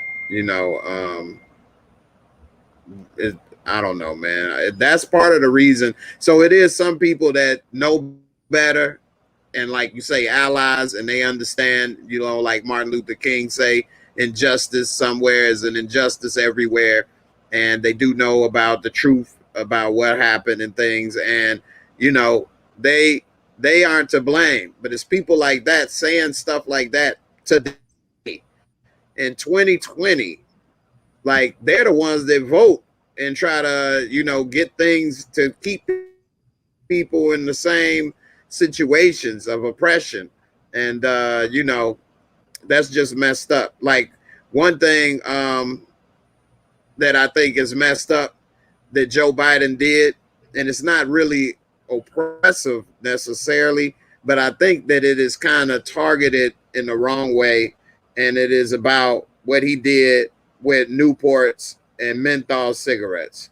What do you think about this? Do you think they really care about you well-being because they want to ban Newports? I mean, yeah, menthol is bad, but then why you ain't talking about alcohol or you know other things, but you want to take menthol? Yeah, like it's not good for you, but it's a lot of things that's not good for you. Why are you still able to eat all these fatty foods and all this sugar and all this plastic in the environment and all this stuff? You know, but menthol cigarettes, you know, because black people smoke them. You know, Right. we're going to target that. Whereas, why don't you make healthcare more accessible to the black folks that are suffering from stuff than to do this? I mean, what do you think on this? Well, I mean, the first thing I think is nobody should be smoking, period. Secondly, um, you're never going to get freedom from people who choose to oppress you. So they're going to continue to flex their oppressive muscles whenever they can, and you're going to continue to allow it because that's what most black people do. They allow it. You know, black people only vote one way. Black people only think one way. Black people only operate one way, and that tends to be how they view us, even though there couldn't be anything further from the truth, right? Tim Scott from the Republican Party is so stupid. One black man in an all-male party. Well, that is one way to look at it, and I do think that Tim Scott has a bit of I mean, he's for the South Carolina boy, so there's a whole lot of Yesa Massa Aza type of vibe from him. But the truth of the matter is, your vice president said the same thing, and your president doubled down and said the same thing. So all three of them said that this country isn't racist when you know good and hell well that it is. So who's really stupid? The person that decided to go into a different party for whatever his reasons, or the 93% of black people who continue to vote for Democrats and have absolutely nothing to show for it, specifically and exclusively for them. My whole thing is stop trying to make it a political thing unless you're going to buy the politicians. If you're not going to buy the politicians, then I don't know what we're talking about. You know, shame on the cigarettes. Right. When I smoked, I used to smoke Newports. So Same for me. I used to smoke Newports when I smoked. I'm thankful that it was making me sick, and I stopped quitting. I guess I in the morning, and I had just had a pack, and that damn head rush hit me. I'm about to pass out in the damn middle of the street, walking in Chicago. I'm like, here, man, you can have it. And he like, you sure? And I'm like, yeah, because I had barely smoked. You know, you be lucky to get a short. You know what I'm saying? Back in the day, I done gave him a whole a long. I let alone a short. I done gave him a long and shit. And then I had just bought the pack, and my head was pounding. And I said, man, you know what? You can have this, man. And he like, man, you for real? Yeah, I ain't giving them back. I was like, man, I ain't smoking no more. And I'm lucky and thankful I never smoked again. No damn Newports and cigarettes. Damn, that was killing me and giving me a head rush out of this world. I'm very lucky it made me feel so sick to never want to try it no more. I had smoked for about maybe 4 years at that time. So, you know, but so I'll just the weed. But now I don't smoke at all, so that's good. But you know, I was young then. I was only 18 at the time. So, you know, in Chicago, it was a big culture trying to be grown before your age and stuff. So, you know, I was always trying to and you do live a faster life and grow up fast too. So, you know, I did experience a lot of stuff at a younger age than some people, you know, don't experience until they older. We was going to clubs and stuff when we was 17, 16 years old, and 18 years old before we was 21. By the time I was 21, I was like, I ain't even give a damn about a club, you know, but just a faster life, you know. You from Philly, I'm pretty sure it was something similar to that as well, huh? Absolutely. You know, so like for me, man, like I just think that there's so many other things that we need to be focusing on. But yeah, like it doesn't surprise me that they're trying to ban menthol cigarettes. Right, right. I wonder why he chose to do that in his first 100 days instead of an anti-lynching bill or something. Again, you're not going to get understand. protection from people who choose to oppress you. Right, right. That's and true. If you're not coming with, if you're not cutting a check, why are they going to do anything for you? That's true. Right. That's very true. It's the same country that looked at us as 3/5 human. To put that another way, if 100 is broken down into 5, 20, 40, 60. So 3/5 is 60%. So in their mind, you're just a little over half human. What do you think? What do you think the other 40% is made of? Right. So yeah, how about no? I'm good. That's true. And also, that was even in the Constitution that you was 3/5 of a human. At one point. So you know, yeah, that's messed up. And I spoke with you a little bit before we started, but you were familiar with that John Africa and the movement in Philly. You speak a little bit about that. I'm gonna bring up this documentary that was on HBO recently about that, and the man whose parents both were in prison since he was actually born in prison because his mother was pregnant with him. It's called 40 Years a Prisoner. And what do you think about when black folks did try to get together and do something for themselves, where they went wrong and what people may or should do in the future if they think about doing something like that?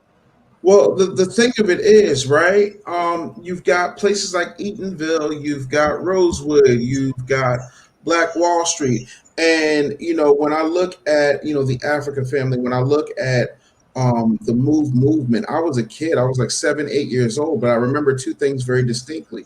I remember the fact that we had a black mayor named W. Wilson Good. And I remember watching them drop the bomb on Osage Avenue that destroyed that family and destroyed that movement, you know. And I can remember that, and I was just like, you know, I didn't understand. Like, we got a black mayor. Why would a black mayor drop a bomb on black people? Like, it just didn't make it in the middle of a city. It just didn't make any sense.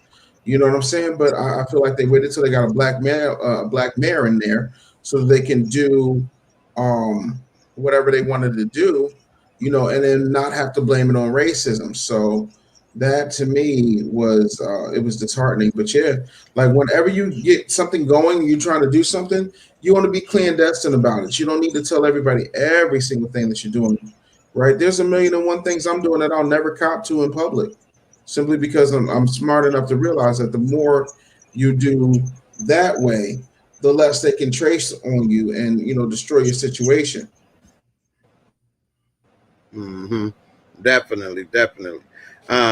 Yeah, we got a couple people said the smoke cools and Newports. 3/5 human. What was the other 2/5? Alien. Hilarious. Yeah, Jazzy Jeff, he good supporter, man, you know. But yeah, that's crazy. Mike, you got a good question right here, man. What's up? Everybody had questions and wanted to come on earlier. Now nobody with y'all got scared, man. You can't be scared to talk to your people, man. You got to be assertive, man. Everybody was saying drop the link and they wanted to come up. Now, where's everybody at? You know what I mean? Come on through now. Don't be scared. Don't be scared. You know, no, man. I'm just here to help. That's my main thing. I'm just here to help. So definitely. You know, and if people, so I put in the link for your what is it, freegamealert.com. Yes, sir. So what do people expect to learn and get with that? They're going to get a 30-minute case study where I break down some of the things that you need to do in order to market your business. There's also an opportunity to speak with me and my team one-on-one for free. You know, and then we talk about whether or not what you have is a good fit for our program. And so it's an amazing opportunity for you to actually get somebody who has done what it is that you're trying to do. It's taking, you know, businesses to a top tier level. and can help you build and explode your situation. So if you go to freegamealert.com, there's a lot of really good stuff there, right? And even after that video, and even after you register, there's still another video on the back end of that Definitely. that kind of teaches you what you can expect when you get on a free call with me and my team. So it's a really great opportunity, and I constantly let folks know what we have going on and what we're doing. So, hopefully we'll make it work. Okay, there you go. I'm gonna definitely hit you up about that book writing stuff too, because I've been thinking about putting a little book together myself. So, I'm gonna definitely hit you up with that. We got brother Mike come through the channel. Michael, what's up, man? Welcome to the show.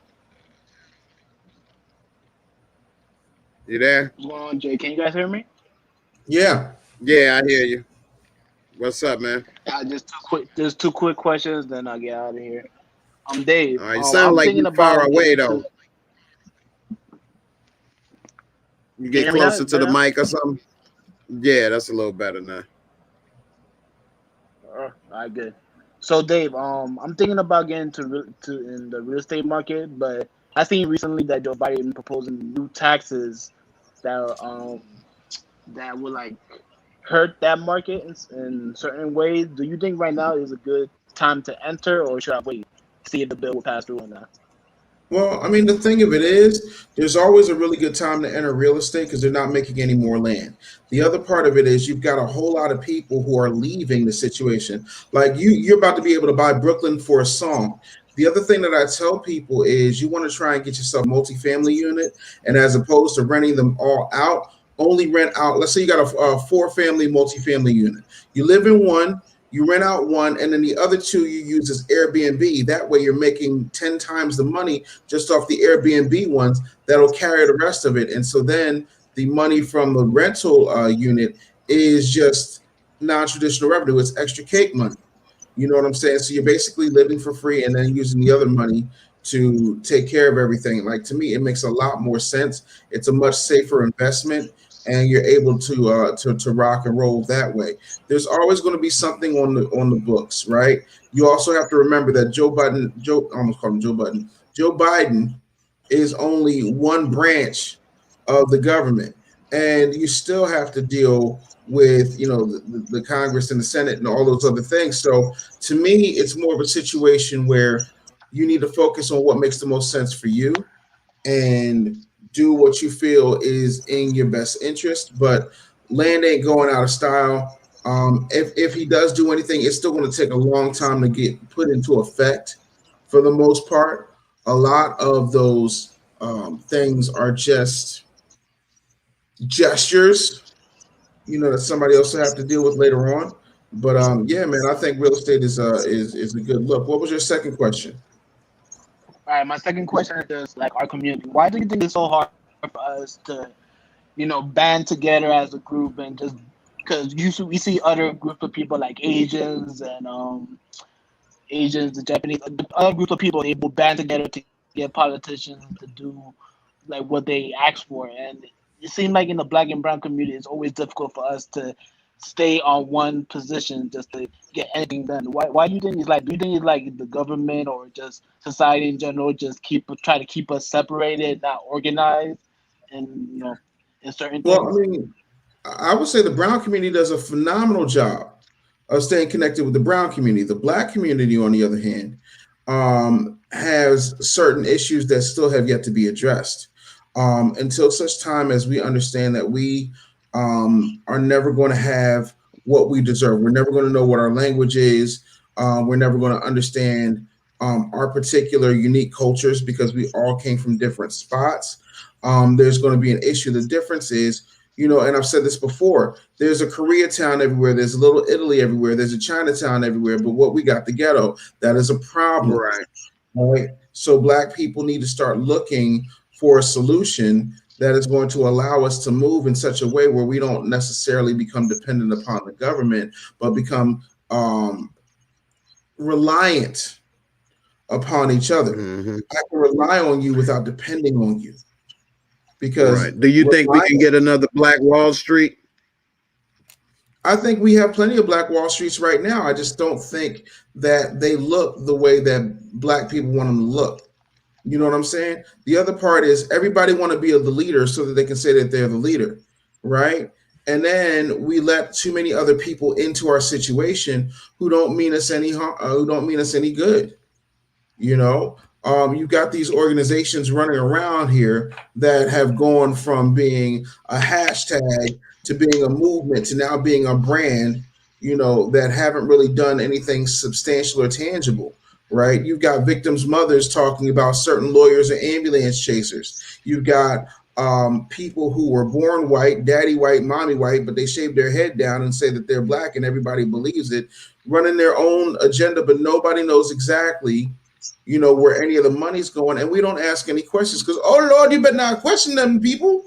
Them people's out here fighting for us. First of all, Black people are so dingy that when it was time for us to fight for our rights, we were fighting for civil rights, not Black rights. Right. So fat flight attendants got to be on Pan Am. Congratulations. Like, we don't understand the game because we want to find a way to do it where we're doing symbolic gestures that don't involve cutting the check. Right. Martin Luther King got killed before he got to speak about trying to get that financial equality that we really needed. He spoke about it. He realized the civil rights. Yeah. He talked about the fact that, you know, they have all these land grants and programs and subsidies for farmers, but none of them go to Black people, right? He talked about all that stuff. Now there are actual subsidies for Black farmers, but now the white farmers are getting together and saying it's reverse discrimination. Even though we've been behind the eight ball, even though Black people taught them how to farm, and what we didn't teach, what was left of the natives taught them. Right. So Thanksgiving. But that's a whole nother subject. But yeah, man, that's some what's up. Mike, you got something else? You got ask another question, man. Thanks for the advice, Dave. I'm gonna let somebody else get on. All right, Mike, I appreciate you, buddy. Thanks so much. Yeah, definitely, man.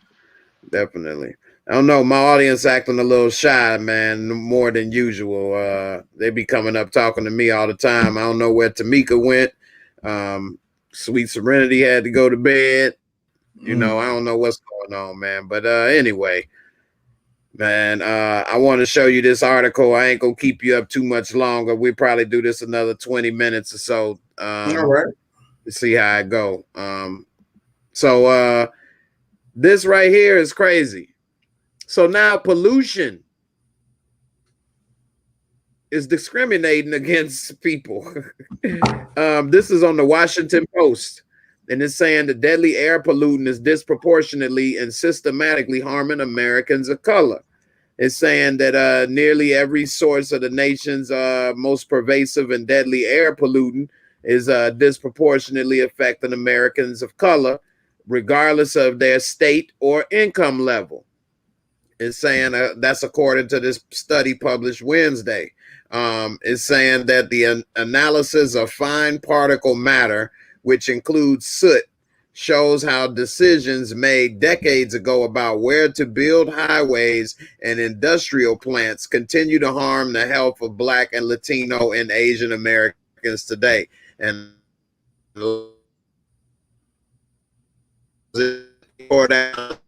Black neighborhood expressway and force people to move and sell their homes for next to nothing, you know, with eminent domain. So it's saying that the researchers from 5 universities, they published a study, and it says that, you know, the evidence to date, most detailed evidence to date, how Americans of color have not reaped the same benefits of white Americans, even though the country has made major strides in curbing pollution from cars, which is one thing my father always used to tell me: never live on the main street. Because you may not realize it, but if you live on a main street where it's always traffic in front, it's always car exhaust lingering in the air in front of your house and around your house. You know, now of course, you know, 2 blocks over ain't that big of a difference, but it's better than nothing. Right. You know, yeah. And so it says that what trucks, cars, factories, and other sources, they studied that they have diameters of no more than 2.5 micrometers, or 1/13 the width of a human hair, can become embedded in the lungs. And you know, it accounts for between 85,000 and 200,000 premature deaths each year in the US. Wow. Damn. That's like coronavirus almost. It's killing Yep. 200,000 people a year. Yep. And Yeah. it says, yeah. And it says that environmental advocates have made for years that Black, Latino, Asian, and Native Americans bear a heavier burden on this problem. And it says that they have a higher level of exposure from these vehicles and industries and diesel powered trucks than everybody else.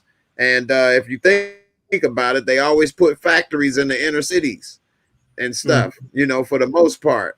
And that's where most people of color live, whereas everybody else got to move into the suburbs or in different cities where it's not as polluted or as crowded. Do you think, they say the deck is stacked against people of color, and you know, do you think is any way we could possibly get away from a lot of this type of stuff, man? From the pollution in the cities, from policing, just like some people think the policing from George Floyd. Like, I got Birds Nation here. Birds Nation, why don't you come on up? Let me hear what you got to say about what happened with George Floyd. Some people feel all of this stuff is not systematic. It's more of a coincidence. What do you feel on that?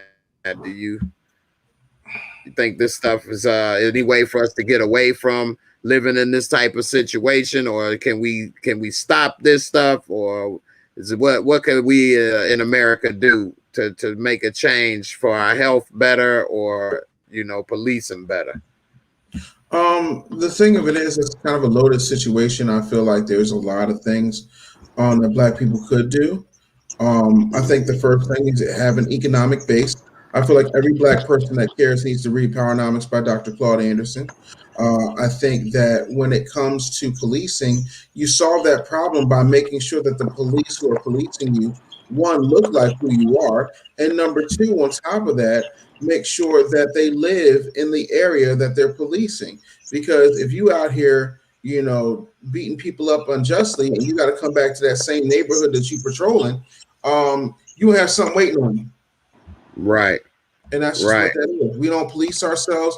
We need to learn how to grow our own food. We need to learn how to hunt if we're going to go after meat. Like, we need to start exercising our Second Amendment rights. I think, like, it's absolutely ridiculous that you have people who will say things like, "Oh, well, we need gun control." You think they're going to go take the white people's guns?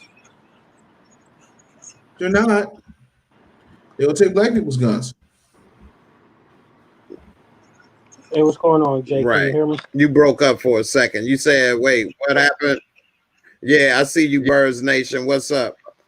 How you So been? let me I'm all right, man. Let me tell my brother Dave here a little bit about your stance on George Floyd right quick, and then correct if I'm wrong. But from what you say, he didn't die from a knee to the neck, that he was going to die because he swallowed those drugs and he died from a drug overdose. Is that correct? Right. Your stance on that? When it comes to his case, yes, I believe that he overdosed. When it comes to his case, I think that the defense proved reasonable doubt. I'm not saying whether he was innocent or guilty. I'm saying that they were able to prove reasonable doubt. And in order to convict somebody in this country, it has to be beyond a shadow of a doubt. And it wasn't, but because of the political climate, they needed a conviction.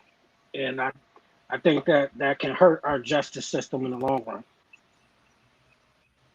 Okay. And just to be clear, you are a black man, right? Yes, I'm black. You there? Okay. So Yeah, can you hear me? so you think that, yeah, I hear you now. I hear you now. So you don't think that that knee to the neck was just clear for 10 minutes, damn near, was not just clear outright murder. You think it was still a reasonable doubt? Yeah, I think that that's the way they're trained there. That if you have an issue with that, then you need to take it up with the system overall. The system overall needs to be overhauled, and you need to change the way police take down suspects. But you also have to keep in mind that they have to protect themselves as well. They have a family to make it home to as well. So you have to look at them like they're people. I don't just blindly support the blue. I don't just blindly back the blue. I think that you have to wait for all the facts and evidence to come out before you jump to judgment. And I think that Yeah, but that cop that, wasn't in that danger over a $20 counterfeit bill, was he? no, but George was actively resisting arrest. How do you take down a suspect who's actively resisting? Like, what do you do? Like, how do you reform that? What you think on Do this, you just Dave? let him go? Huh? I'm sorry. I'm sorry. I was trying to stay woke. Anyway, first things first. The first thing I will say is that Chauvin had nine different police officers, many of whom were involved in training. Said that the technique that he used is not anything that is taught in any type of training that they have. That's problem number one. Problem number two is I'm pretty sure that Mr. Bird's Nation is not a forensic examiner of any type. I don't believe that he has any type of background in being a coroner, because the report came back that, and I want to make sure I get this right so we can talk facts. Mr. Floyd's death was a cardiopulmonary arrest complicating law enforcement subdual restraint and neck compression. In other words, the manner of death was homicide. So at the end of the day, it had nothing to do with the drugs in his system. Also, the chief of police said they could have wrote him a ticket and sent him on his way. I'm going to say that again. The chief of police said he could have wrote him a ticket and sent him on his way. And when I see Glad, and I don't know you, Birds Nation, so I'm not speaking directly at you, but generally, when I see glad-handing Negroes talk about how we've got to stop resisting arrest. We got to pull our pants up. We got to pick ourselves up by the bootstraps. I will say to you that my father worked in federal law enforcement and was a local law enforcement officer. My brother is a police officer. My aunt and uncle are police officers, and none of them, and I can guarantee, speaking on my father's behalf, God rest his soul, no one would agree with your,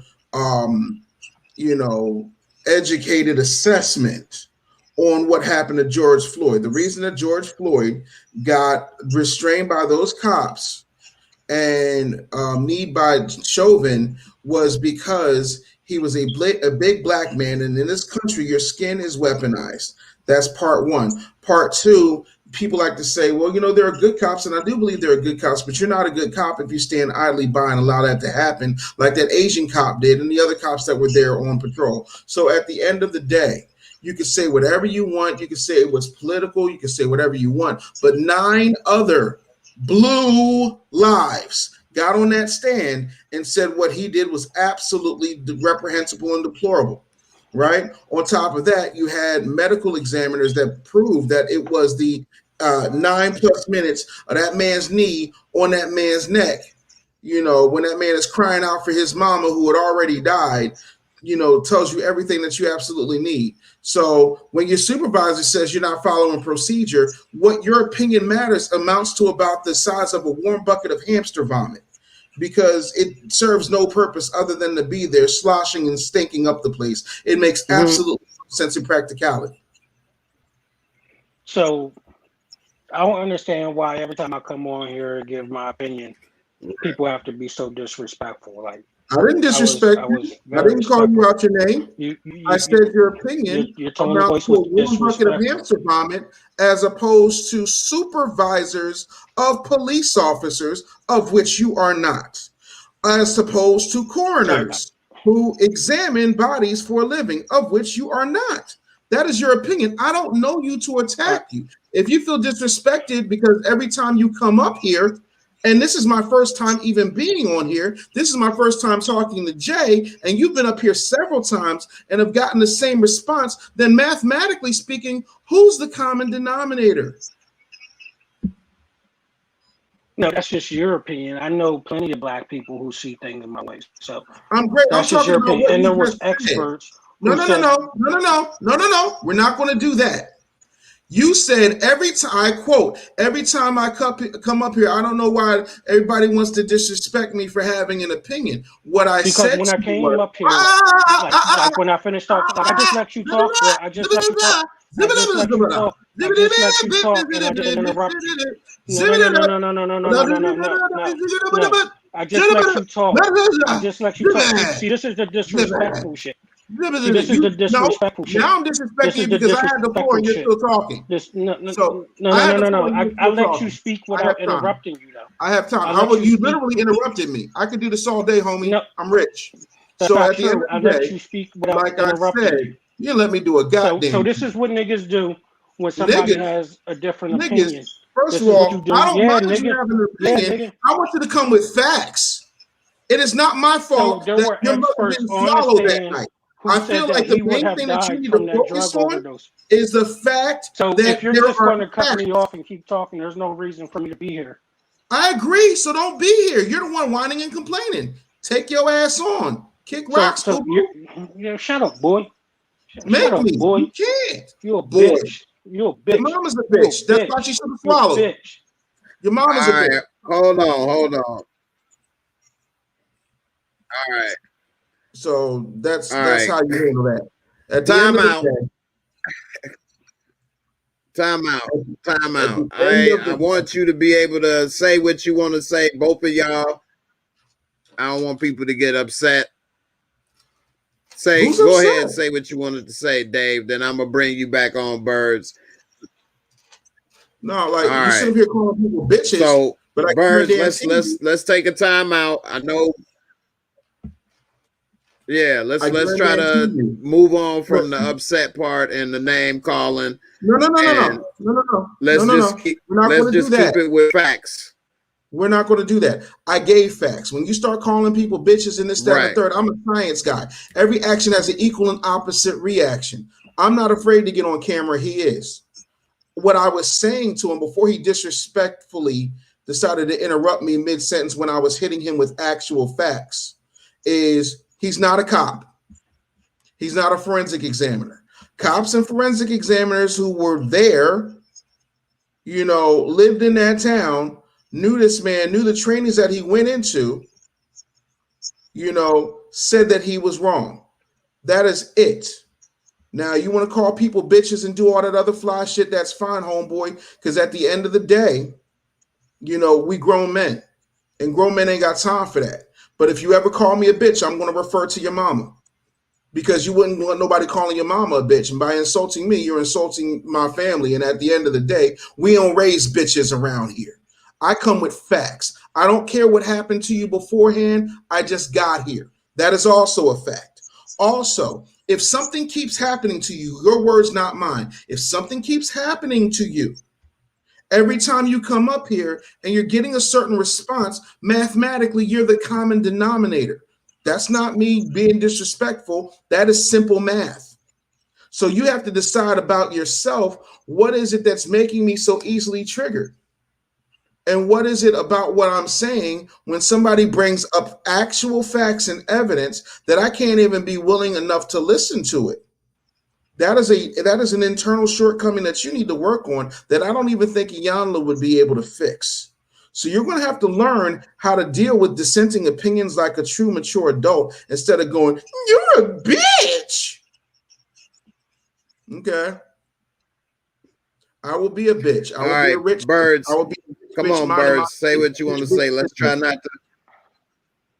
Let's try to. All right. So there were other experts who said All right, that he would Birds, you have got the died from a floor, drug man. over. Can you hear me? All right. So there were other experts who Yeah, said we hear that he you. would have died from that drug overdose. There were other experts who said he had enough fentanyl in his system that was like double the amount to kill an adult. He had enough methamphetamines in his system that was enough to kill an adult. I'm not saying whether that killed him or not.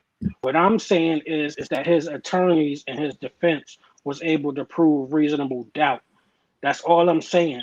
And in a normal world, that would have been an acquittal, but it was never acquitted because they had to convict him because people were threatening to riot, to burn shit down, and then you had Antifa like doxing these people, doxing the jurors, taking their pictures, putting their information on Twitter, and they were scared to do anything other than a guilty charge.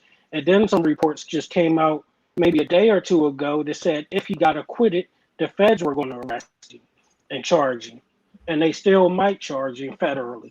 So Okay, they I were going just to get a Googled, conviction no matter did what. George Floyd die from drug overdose? Okay. I just Googled, did George Floyd die from a drug overdose? I know you don't trust Google and stuff, which is, I don't know. But anyway, here's multiple articles. It says, fact check, George Floyd autopsy ruled his death a homicide. Fentanyl in George Floyd's system, not enough to, be fatal. It says right here, it's not enough to be fatal. George Floyd did not die from a drug overdose.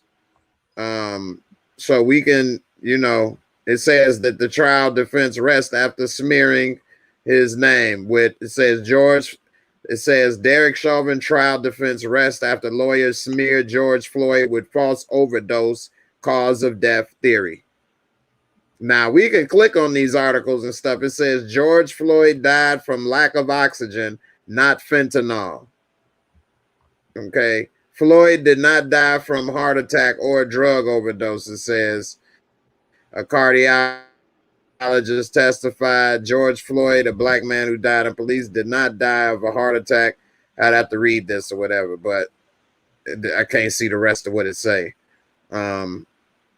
So this one is trying to say that it contributed, but we have majority of these articles saying that is not what happened from fentanyl. George Floyd did not die from drug overdose. No, that's a white supremacist talking point, Jay.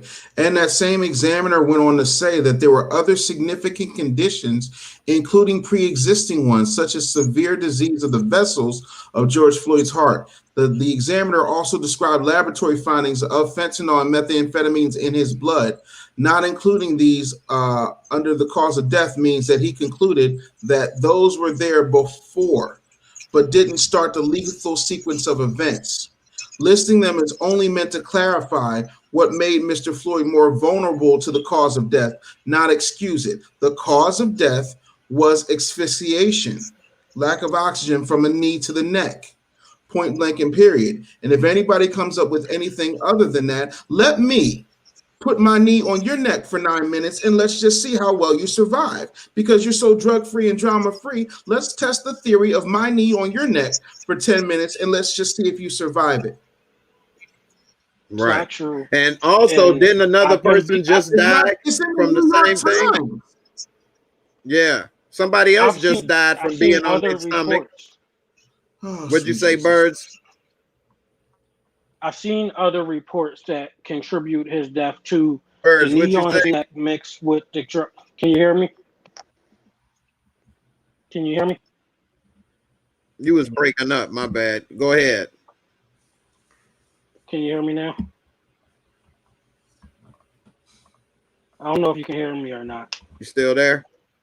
I can hear you now when you just said that. Go ahead. Hold on.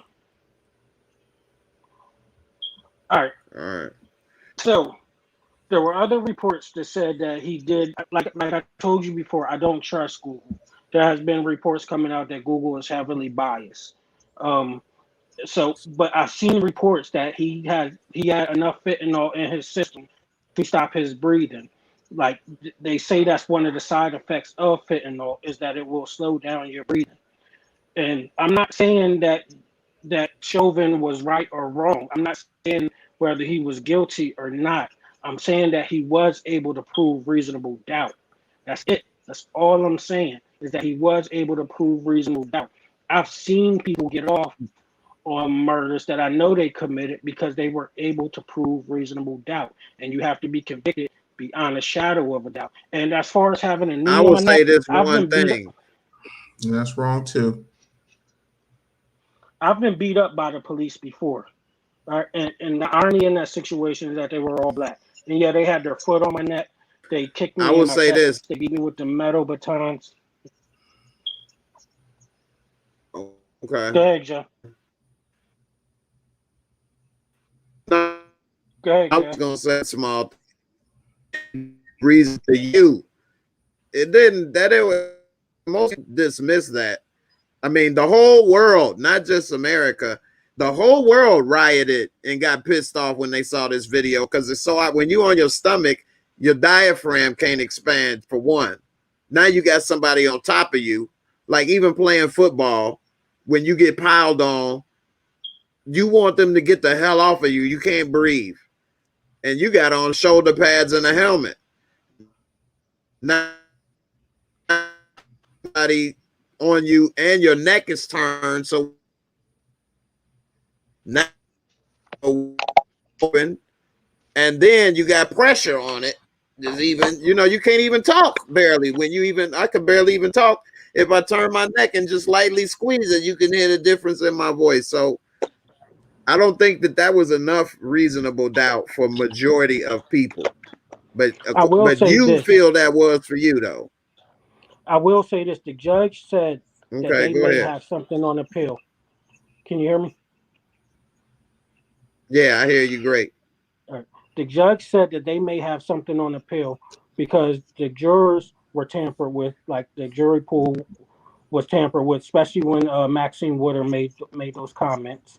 And the judge did not like that, and they said that he may have something on appeal when he goes to appeal this case, and that he may not have gotten a fair trial, and that they should have sequestered the jury and not let them watch the media and listen to the media, and they come up with their own opinions on whether he was guilty or not guilty. And the jury was never sequestered. And a lot of people were saying that they should have been. And that probably will get him off on appeal. Now, I'm not saying that he should get off. I'm saying that he was somewhat negligent once George Floyd stopped fighting back. He should have got up, but he should have faced some sort of punishment for it. But I don't think it was murder.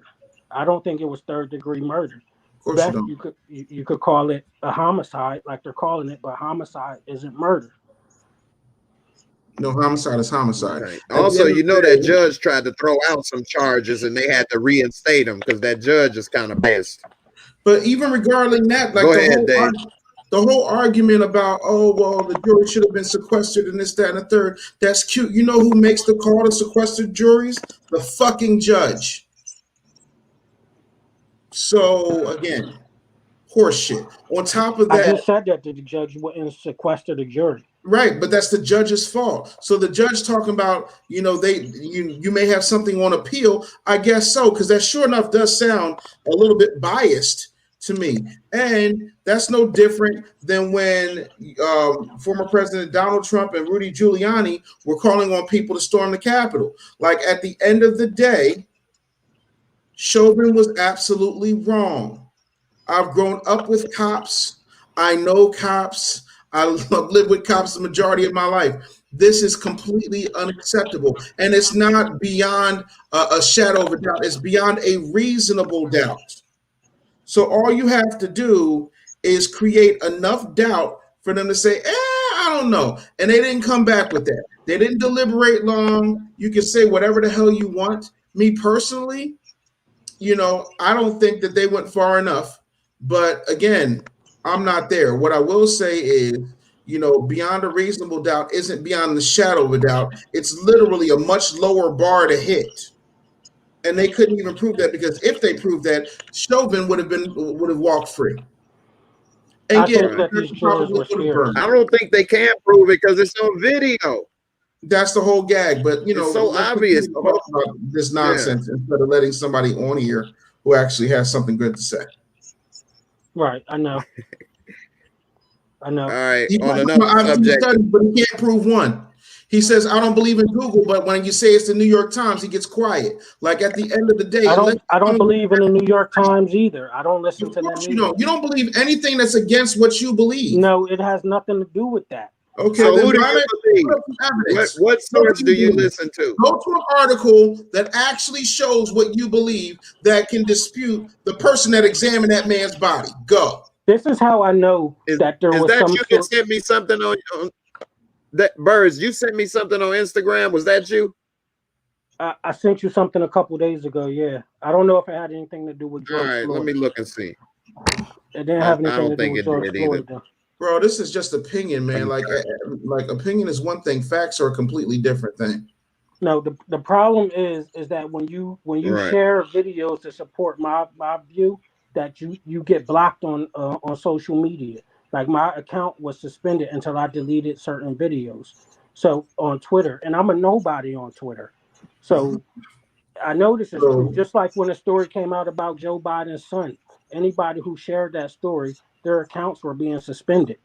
When his son got caught What on story? video, Well, that sure sounds like white supremacy to me. when his son got caught on video smoking crack with a Chinese hooker, they anybody who shared that story prior to the election, their accounts were suspended. They told me I had to delete that video. And then after the election, it comes out that the whole thing was true. And I'm from Wilmington, Delaware. I know Joe Biden, and I know the computer shop where they found the laptop at. I've been there before. So I know the whole thing was true, but they blocked that story until after the election because it would hurt him. So anytime the media does something like that, you have to question everything the media says. I don't trust the media. The media is heavily biased. That goes for CNN, MSNBC, New York Times, New York Post, ABC, NBC. Great. So I guess the examiner who actually testified, where you can pull up the transcripts of the testimony, I guess he worked for CNN. I don't know if he works for CNN, but there were other experts on there who said opposite of what he said. Yeah, but guess what? They didn't prove their case. That's it. But how do you know that? Do you even know who they were? And that's how the court works. Do you know how they work? Do you know who they are? Can you name them? I'm asking you, can you name No, them? I don't need to. You brought them up. I can name everybody I said. I can't name your evidence for you. Why don't you know it? What studies are you speaking of? I What cannot go evidence are you back and talking reference about? these You don't videos have because they were names. all scrubbed from the internet. Bro, stop. All right, here. This is the thing. What news sources are trustworthy to you? I know you told me a couple things, but what are you, according, like, tell Dave, what are some of the, so if this news source told something, what would you trust?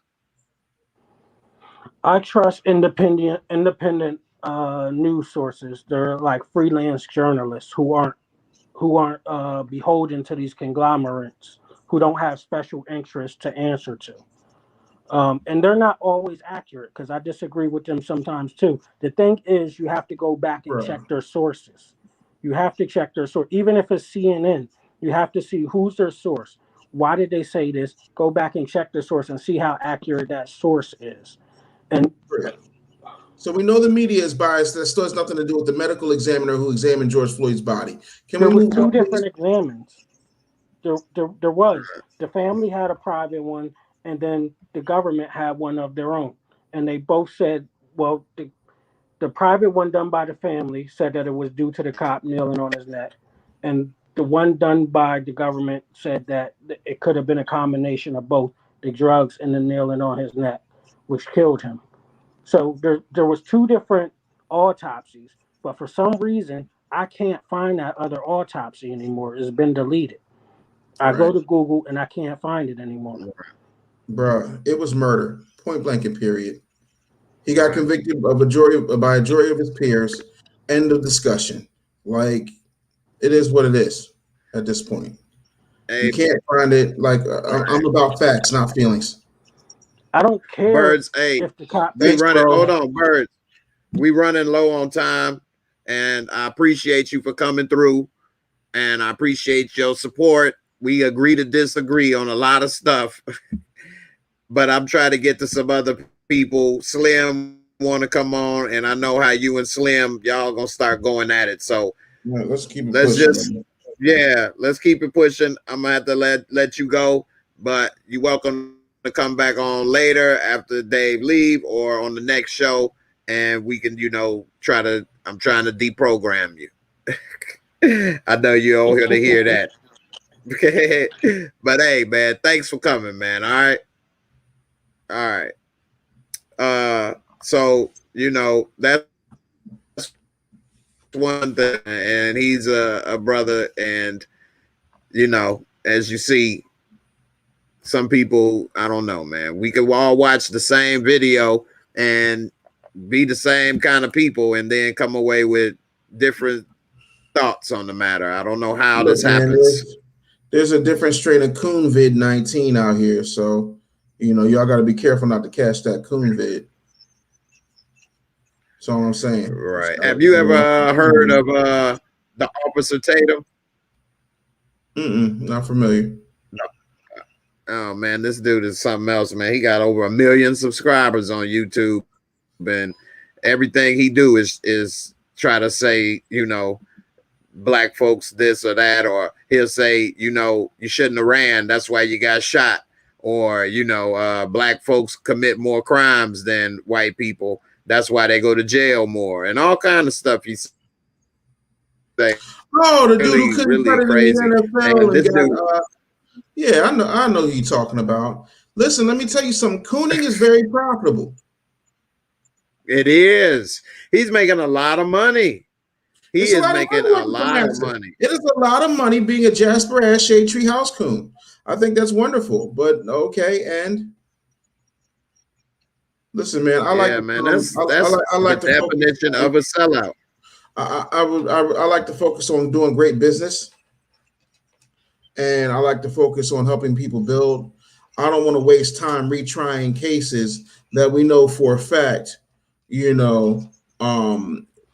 were handled in the correct way, especially when you don't have any evidence to the contrary that doesn't involve your feelings or your memory to rely on. So, I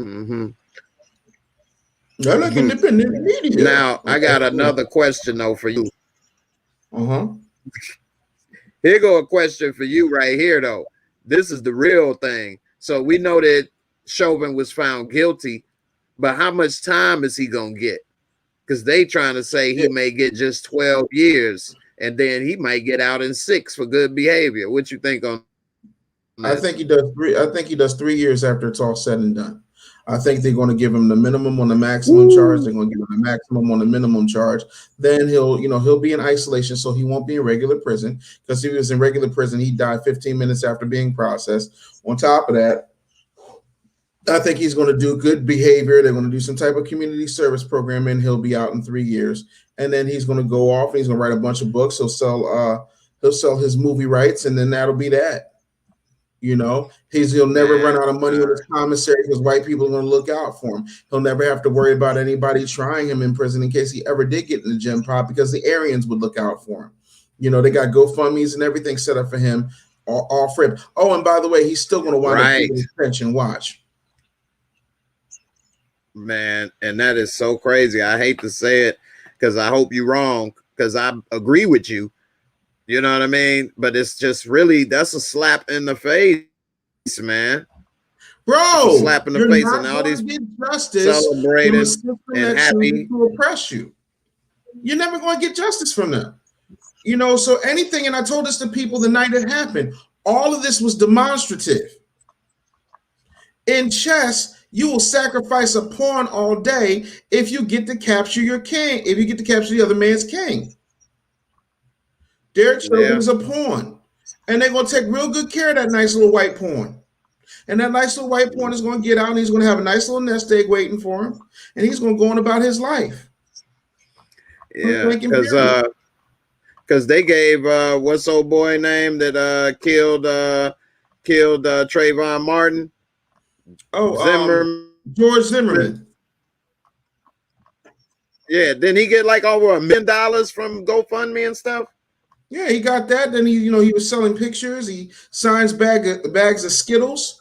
He sold. I think he sold the gun he killed Trayvon with. Like, that's what we do. And then my whole thing is for all these people up here running around talking real tough and whatnot. They ain't take their tough asses to Florida to go see George Zimmerman though. But they got time to call grown ass men who can buy and sell them bitches on live videos when we're talking about cases.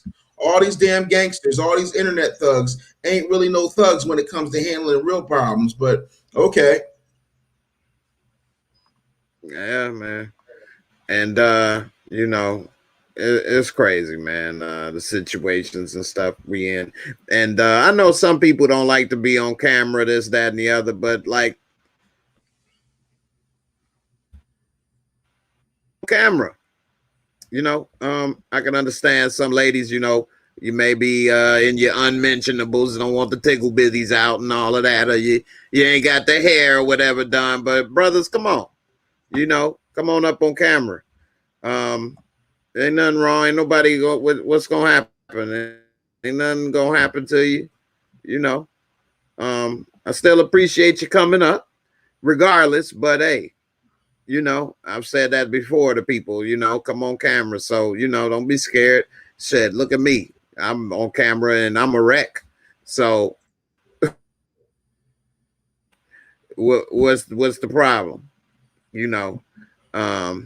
Anyway, we see Mercedes said, what are we talking about? Are we talking about the CIA agent George Floyd, who is currently on Epstein Island? I think Mercedes said once before, and I'm not sure if it was you, but you said this whole thing was a hoax and it didn't happen. And George Floyd was in the CIA. And see, this is the problem with sometimes conspiracy theories, is because one thing may be true or have happened, like the CIA bringing drugs to the Black community in the 80s, doesn't mean that everything is not questionable. Like what Birds Nation, because a couple things have happened in the past. Now you don't trust anything anymore and don't believe anything. And it's overreach. I know you don't believe George Floyd was in the CIA and is living on island as part of some psyop, do you? If George Floyd was in the CIA, he wouldn't have been able to do porn. I didn't know he was doing porn. I knew he worked at the strip club. No, I didn't know he did porn. No, he did porn. And there's nothing wrong with that. I mean, but you can't do porn Right. in the CIA. Like the timeline just don't make sense. Right. It just don't add up. And we're gonna put a CIA operative in Minneapolis. What's he there to study? Ooh. Prince? Right. That was something else. Mercedes, say something else, please, because I don't get what you talking about. It was actually funny to me. But anyway, anybody want to talk about some business? Right. Yeah, see, now he's saying they were all Freemasons, including the guilty cop. So it was a New World Order conspiracy. It was a CON conspiracy. I got it. Right. Wonderful. Right. Hey, I got the link up. Anybody want to come up, talk to the brother Dave before we get out of here about some business or anything? Because we getting ready to wrap this up in a little bit. And, we already got enough, something on that George Floyd stuff. And most people know what it is. A lot of other stuff, sounds interesting, sounds good, but as we know, everything that sound good ain't what it's cracked up to be and sound interesting. A lot of this stuff sound like it's made for TV movie or something. Mm-hmm. Straight up. That he would be in the CIA. For one, he looked nothing like a CIA agent anyway. Why would they choose him like you say, to get in the CIA or any of that. That's just crazy. Yeah, I got a question for you about some business right quick on a real talk situation. So do you know anything about cryptocurrency or familiar with that at all? Yeah, what I will say is that Black people need to stop worrying about particular coins and start focusing on the blockchain. Start looking at where the money's actually going, and get involved in the things that are going to make you some money. Get involved in Coinbase, get involved in NFTs. Different types of coins always are going to fluctuate, but the means by which those coins are produced and distributed are a lot more important. So that's that. My thoughts on trucking business, I think it's phenomenal, especially if you can own your truck, own your dispatchers, get the right routes in place and create the type of revenue where you don't need to be beholden to the truck itself. You can put somebody else in the truck and let them do all the hard work and heavy lifting, but that's just me. Right. And also the trucking business is about to go through a radical change. Like I was saying earlier, people think about immigration as the problem. It's automation and robots. So we know pretty soon you're not going to have no damn DoorDash because they're going to have either drones or they already got self-driving cars. They're going to have robots get out like Osimo. Have you seen Osimo from Honda? So they'll have robots like Osimo. Y'all can look it up, OSIMO. He'll come and bring your damn food. And also Elon Musk has already made an electric truck that is self-driving.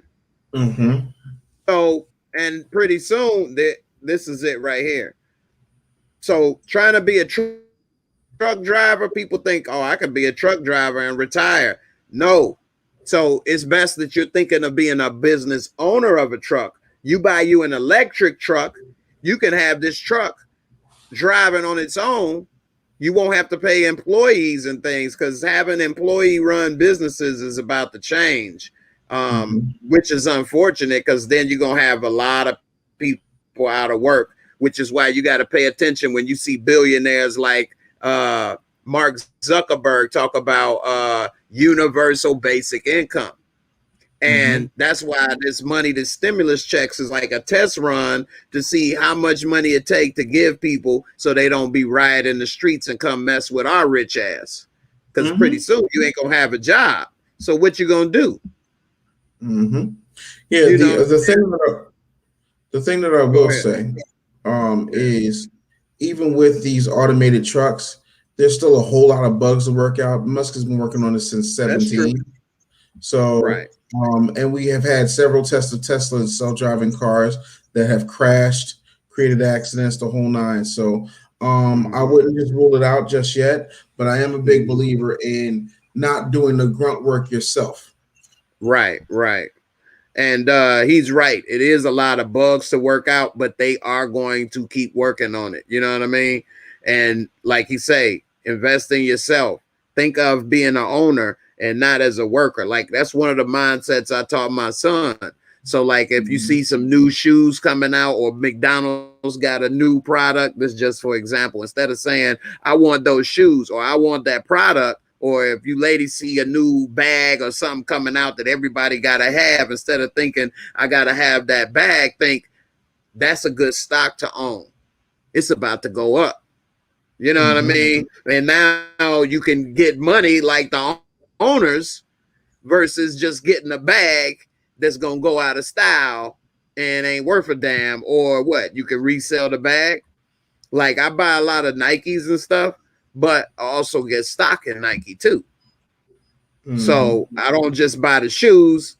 I'm also, like you say, I'm not only a client, I'm also the president. You know what I'm saying? I'm also an owner. So you think about that as well. Now, do I have a lot of stock in it? No, but it's better than nothing.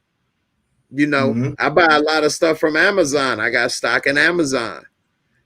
You know, I don't own a Tesla, but I see where it's going and I own stock in Tesla.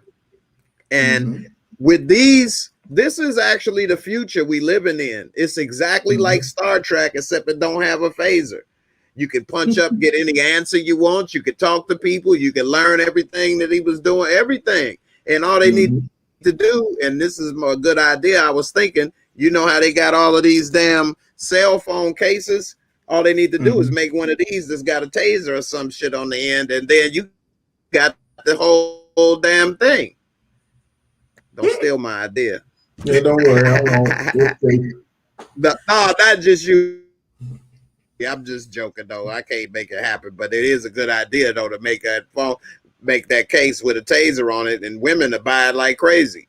Mhm. And you know, you get this stuff going, and you can invest. So, like, say for example, a share of Amazon is $3,000. Where they got apps like Stash and Robinhood. I don't necessarily like Robinhood as much, but you can buy $100 worth. Now, if it go up $500, you won't get 500. You may get $50, but it's better than nothing. And you can continue to grow and build and do that. I mean, when you buy stock company, you're actually going into business with that company. You're investing money into that company, and you believe that they're going to use that capital to do something with it to help grow the business. So like everybody may say, well, go into business with me on this barbershop or this hair salon, or we gonna sell, you know, socks or whatever. That's fine. But who you would rather go into business with in that situation? You know, Elon Musk, Jeff Bezos, or your cousin Pookie with the socks? You know what I'm saying? Or Aunt Gladys doing hair, you know, and you really could do both, you know, but diversification is the key. They tell you that even in stocks, diversify your portfolio, you know. So, you know, invest in yourself, make smart investments, make sure you got something for your future, you know, and also keep in mind that the future is changing. Slim say he want to start a home cleaning business. How should I start? I remember Jana King, but I'll let you go ahead and tell him. No, I mean, I feel like, go ahead. He want to know from you. Yeah, I think a cleaning business is one of the simplest things in the world to start. What you want to do is you want to go get yourself a couple of buckets, a couple of Swiffers, a couple of spray bottles, and then you start working. You can go door to door. You can put up an Instagram ad. There's a million and one ways to handle that situation. Then once you start to get a certain level of clientele, then you start asking that clientele for referrals and video testimonials. You put those up on your website and on your social media. That should attract other clients, and then you give them incentives. You know, for every 5 customers they give you, then you give them 2 weeks free cleanings. You know, that way they're constantly getting something. You're constantly getting new ads. That is how you continue to build that situation. Then once you get it up and crack into a different type of situation, you want to start white labeling cleaning products, right? So that somebody else's cleaning products, but you put your label on it, so that becomes your situation. So then you can sell those cleaning products to the houses and homes, and even the commercial businesses that you clean, so they can have that stuff, you know, for maintenance and things of that nature. Then once you've gotten all that down, you got yourself to a point where you can get like a company vehicle, and you're still getting more testimonials and more growth. Then you want to start looking into setting up a franchise model based on that business, and then you can have the next Molly Maids going all over the place.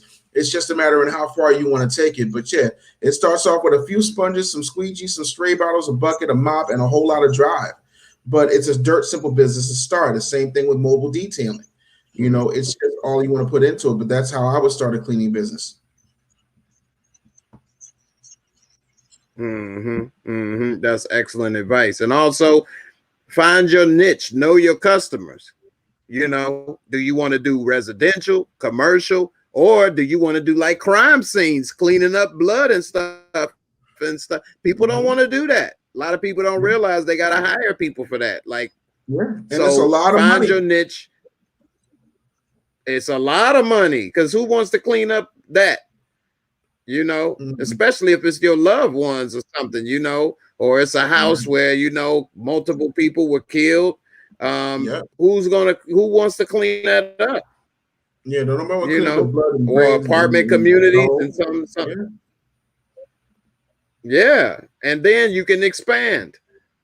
So, you know, just like, for example, on YouTube, I started with the niche, mostly talking about power. And then as that grew, I expand to talking about other shows, doing live shows now like this, and now it went to acting and stand-up comedy and other stuff. So sir. you find your niche, you work it, and then you expand, you know, and all the stuff he just said is perfect ways to get started and do your thing, man. And remember, all that hard work and all them hours you putting in is for you in your business. You ain't working for somebody else making them rich. You know, you get the contract. So if the contract is for $2,000 or whatever, you don't get $10 an hour out of that $2,000 for 8 hours. You get $2,000. You know, so you got to think of it that way, man. And you know, it'll take you pretty far and further than you probably realize. So yeah, that's a good idea, man. And do it. And you mentioned NFTs. Mike, who was on earlier, he asked how do you get into NFTs real quick. All right, real quick. So an NFT is a non-fungible token. It's a piece of digital art or whatever you want to call it. So the first thing that you're going to want to do is you're going to try and set up some type of, you're going to have to get an Ethereum wallet, right? So once you get your, like Coinbase, something very simple like that, you want to purchase a small amount of Ethereum because you're going to have to pay to get that token. And then you want to put your, you want to connect your Ethereum wallet to the NFT marketplace, and then you can post your NFTs. Now there's a lot of steps in here that I'm, you know, kind of skipping through just because we're short on time. But if I was to put my work up, I probably use something called Rarible, Rarible. Rarible is a great place to put it up, and you can connect it right there. But you know, first you got to get your Ethereum. You got to buy enough to make it make sense. You know, and then get ready because there's every day there's a brand new NFT marketplace popping up. But Rarible is super dope. So I would start there. Yeah, and NFTs, just to be clear for those who don't know, those are like pictures, digital pictures of like rare stuff, but they can't be copied and type stuff, right? Like basketball cards, for example, or videos, pictures, artwork. Okay. So it's basically it's called an NFT because it's a non-fungible token. So like for example, if I had Michael Jackson's glove from Motown 25, right? And imagine that being a digital thing. So then that particular digital thing gets put up and then you can't copy it. You can sell it, you know, for a certain amount of money. Like even Jim Jones is getting into it. Not only does Jim Jones have his own NFT type of situation, he also has his own coin called Capo coin. You know, so there's all this other stuff that you can really do, but you got to take the time, do the research, find the right things, and then get involved. The problem a lot of times with our people is we create the party, but we the last ones to show up for it. Yeah, you know, and I'm gonna need us to get to the party to start setting up the lights, making sure the punch bowl is clean, you know, making sure the floor is swept, making sure the DJ's getting set up. Like you got to do all the unsexy stuff in order to get to the sexy stuff. And that's what we teach the free game alert. Right. Don't just come late trying to eat up all the chicken. Yeah, that ain't gonna work. Right. And like he said, we creating it. One of the biggest NFTs you can get into is owning NBA clips, NBA pictures. And who's in the NBA majority? You know what I mean? Exactly. So like the NBA is like they have something where you can purchase different levels of NFTs, like basketball cards, so you can get like a random 4 or 5 pictures in a pack or whatever, and for like a low amount of money, like under $100, and then you may get something good, you may not. Then you gotta pay more money, and you got a better chance of getting something rare, all the way up to you could pay the most amount, which is a few $1,000s. I don't remember all the details. You got to look up Google NBA NFTs, and you can own, like, for example, Jordan dunking from the free throw line, that clip, you know, and then if somebody wanted to use it, they got to like pay you or something, don't they? Or like you could resell it or something. That's correct. Yeah. So like now you own that video clip of Jordan, or like LeBron when he blocked that layup in the finals when he was with Cleveland. Now you own that clip. anytime they try to play it on ESPN or something, they got to like pay you or something, right? Correctamundo. So man, that's pretty good. I think that's a really good NFT for people that don't have a lot of money but want to take a chance to get something big.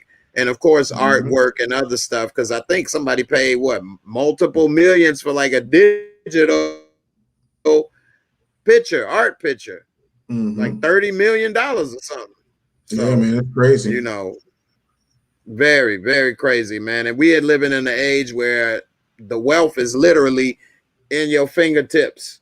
You can buy this stuff with your phone. Go into the websites. You can invest. You can go in to Dave's website, and I'm gonna put it up again before we get up out of here. freegamealert.com. You can go here and get some game. You can get that information right with the palm of your hands. Like, we can't be using this to look at funny videos and Facebook all the time. Get some knowledge, make some money. You know, you pay $1,000 for a phone, and then what does that phone do for you? Does it make you money back? You know, that's the price of a computer. You know what I'm saying? $1,000 to do what? Look at pretty pictures? Like, damn, that don't make no damn sense. Like, I do editing on my phone with my YouTube channel. This is an Apple phone. I got an Apple computer. I bought them because they work seamlessly together. They've helped me build my YouTube channel. They help me edit videos. They've helped me get auditions. I get it and apply to different stuff here, tape stuff. You know, I edit videos. I buy stuff on the stock market. The last thing I do is look at some booty shake on Instagram, but it is on the list. But it's the last thing on the list. You know what I'm saying? It ain't the first thing. You know, it's not something that I'm that concerned about. I mean, you know, ain't like I'm gonna meet him no way. You know, so make some money, you know, invest in yourself and get that knowledge. You know, get that knowledge, man. You'd be surprised. Everybody got something to teach you. Either you're gonna learn the wrong thing and you should learn that and don't do it, or you can learn the right thing and then you learn that and then you do it. So, you know, Brother Dave, I appreciate you for coming through, spending time with me on my channel and my family. You know, answering the questions with people, even if, you know, we're gonna have to agree to disagree with some. Hey, it is what it is. And I'm gonna definitely check out your you know, free game alert. And I definitely want to get with you about a book, because I was thinking about writing a book a little bit myself, and my mom, of course, want me to do it, but you know, you got to take that with a grain of salt. Everybody, mama love them and want them to do something. So, you know, hey, I mean, I think you got a good enough story, bro, where, you know, you could probably make something happen with it. So, you know, let's keep it popping. I appreciate it. Everybody go to freegamealert.com. You know, if you're serious about growing your business, we'd love to have a conversation with you. But yeah, check out the information. You can follow me on Instagram at @TheBusinessBully, man. I appreciate it, Jay. Thank you so much for having me, brother. No problem, man. I appreciate you for coming. Everybody, thanks a lot. Definitely go check him out. Slim, everybody else. I mean, the brother got some knowledge. He talking about some real stuff. And you can also consult and get with him if you're trying to start your business, like you said, Slim, and other things. So, you know, make it happen, man. We need to network, make things happen. And, you know, everybody, we need to better ourselves and prepare, because the future, you know, is uncertain. And so, you know, the best way to have things in order is to plan and prepare. So, you know, we all got to work on that and do our best, man. I appreciate you for coming through.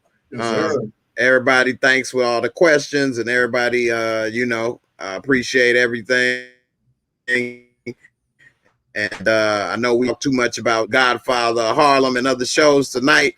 I may come on tomorrow and do that, you know, but this was a good opportunity, and I wanted to make sure we get this together, drop some knowledge for a change. So I appreciate it. And Sheena, I know you love these long ones too. So, hey, thanks a lot, brother. Thank you so much. I'll let you sign up out of here. Take care. Hey, no problem. Everybody, peace. I'll see y'all next time.